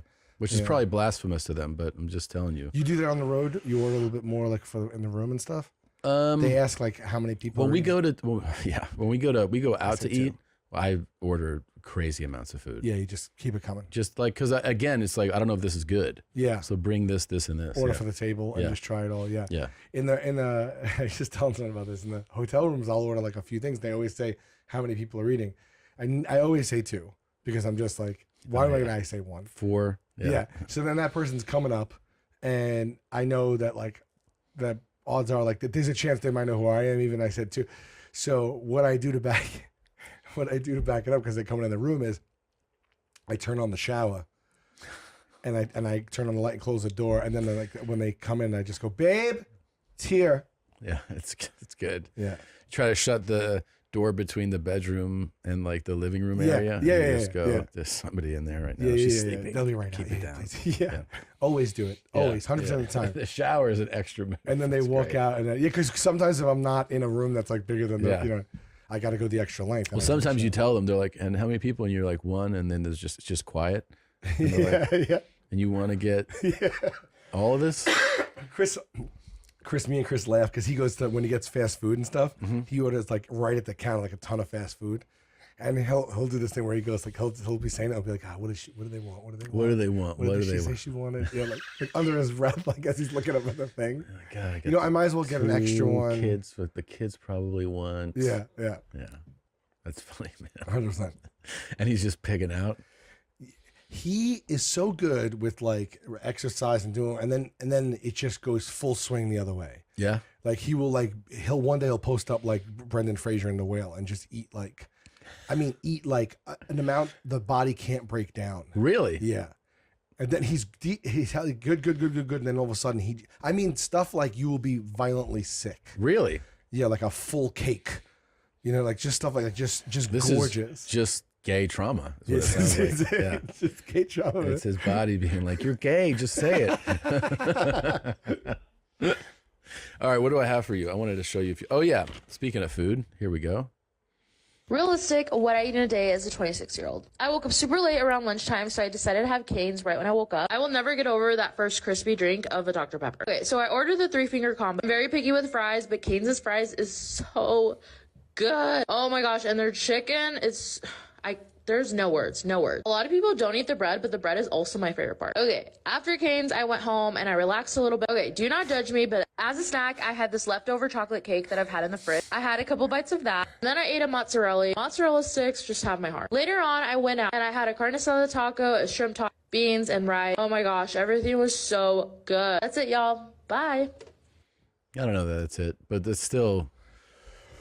People are doing this. So like, here's what I eat in a day. All day long. This is what I ate all day long. Yeah. So she had chicken fingers, fries, chocolate cake, a cheese stick, a taco, a burrito, beans and rice.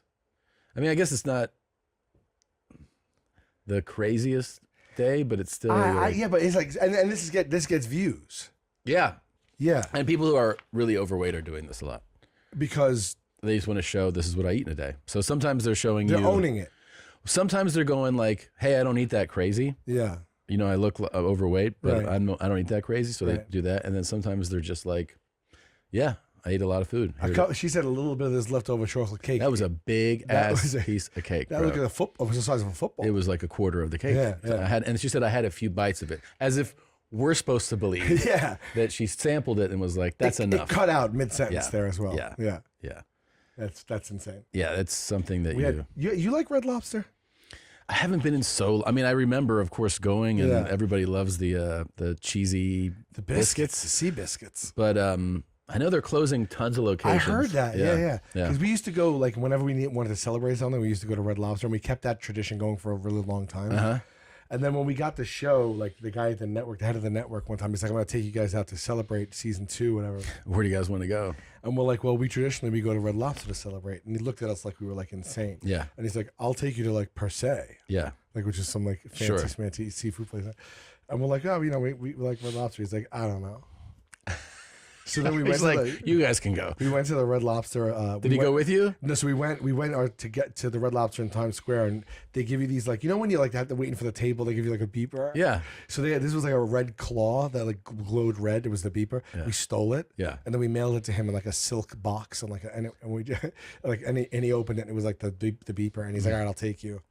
And then this guy gets a private room. We didn't even know they had them at Red Lobster, and we didn't like this guy. This is the executive. When we first got there, he's been long gone, but he ruled like by fear. Everyone hated, like everyone feared him and everything. And like he was just the type of guy that would threaten you to like take the show away from you in a heartbeat, like that kind, like literally. He told us one time we wanted a raise. He told us, I'll poll the audience, and whoever whichever one to use that they don't like comes in last, I'll fire that person. You could absorb their salary. That's cool. Yeah, he was a complete like. So we got to Red Lobster and he wasn't there yet. Mm-hmm. So we told the waiter, we're like, when we go to order, I'm just gonna order something normal. I said, bring 30 pounds of lobster. Just no matter what I say, please just bring as much food. If I tell you we want crab legs and I say a half a pound, bring 5 pounds. Lobster. If I say I want the 1 pound lobster, bring the 3.5 pound lobster for everybody. And we're like, please just do it. And he's like, all right. And the guy did it. And then like at the end of the meal, it was like like $750 at Red Lobster. Yeah. He fucked this guy bad. Was he like, he opened the thing, it looked like a CVS receipt, and he did like a double take, and he was like, what the fuck? And then Murray had printed out a $5 off coupon. Like he had like a desk jet printed, and he's like, I have a $5, and he slid it in the guy. I was like, oh, fuck your coupon. He was like, and we like, yeah, we cost him $750 at Red Lobster. Was there? Did he move on to other? He got big jobs? fired, and then he went to like the Oxygen or something like that. Yeah. Yeah. Wow. He went and started hawking for Oprah. Fear-based doing it is a crazy. Yeah, way he to do it. was terrible. Can you do a push-up? Yeah. Look at this guy. This is his first push-ups.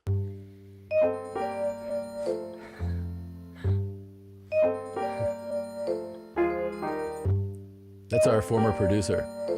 Is it? Yeah. He's really getting into fitness now, but yeah, he couldn't really do a push-up. I'm not much better than that, to be honest. You see those guys that are doing like one-handed knuckle ones and like clapping. That's crazy. Yeah. Or the one finger. Yeah. I mean, you really like. You became the picture of like you're like a workout guy now. No, I try to work post out. workouts and stuff, and I all try that to work stuff. out. I have no form. I never will. I never. I'm very intimidated by the gym. Really? Yeah, I've tried all the like at-home stuff. I've done karate at home. I heard this guy say this where I was like, oh, that's really interesting. Where I don't want to say I met this person who's a known person, and I was like, Jesus, man, I didn't realize you were fucking jacked. Yeah. And he's like, no, I wasn't, because my whole life I was like, I'm not really a gym guy, and then he goes, and then one day I just told myself, oh, I am a gym guy. I work out all the time. He's like, I just started telling myself that, and that's it. He's like, and now I just make it part of my Really? routine. Yeah. He was like, it's all perspective for him. I thought it was very interesting. All right. Well, you know what? Yeah, you are. Maybe I am. Maybe I'm a gym rat, as they say. So here I'm going to show you a few clips, and the fun of this is you tell me whether this is horrible or hilarious. Mm-hmm. Okay. You got it. Got a 60 centimeter spike area. We've got a 65 centimeter.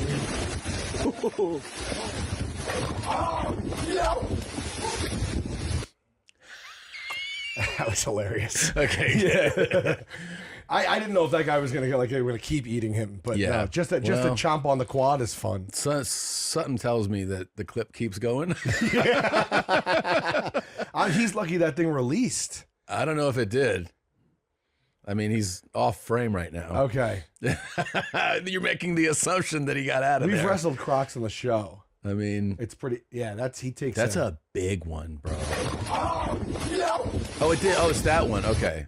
I thought it was another one that dragged him off. That's how fast that happened. I mean, the guy's in there, so he Yeah. has the license to be in there. He's wearing the stupid shorts and hat, so he's Yeah. supposed to know something. Yeah. For that, someone to be that careless and be taken. By the way, it seems so taken off guard. Yeah. He had one little stick. I think any of these guys that get in gator pits and croc pits are just out of their fucking Yeah, minds. I mean, what are you doing? I mean, Isn't it crazy that the croc hunter died from a stingray? I know, of all the things. And the level of expertise that guy had. I mean, it goes to show you right there. That was also just the craziest timing ever, because the stingray, its stinger went into his heart.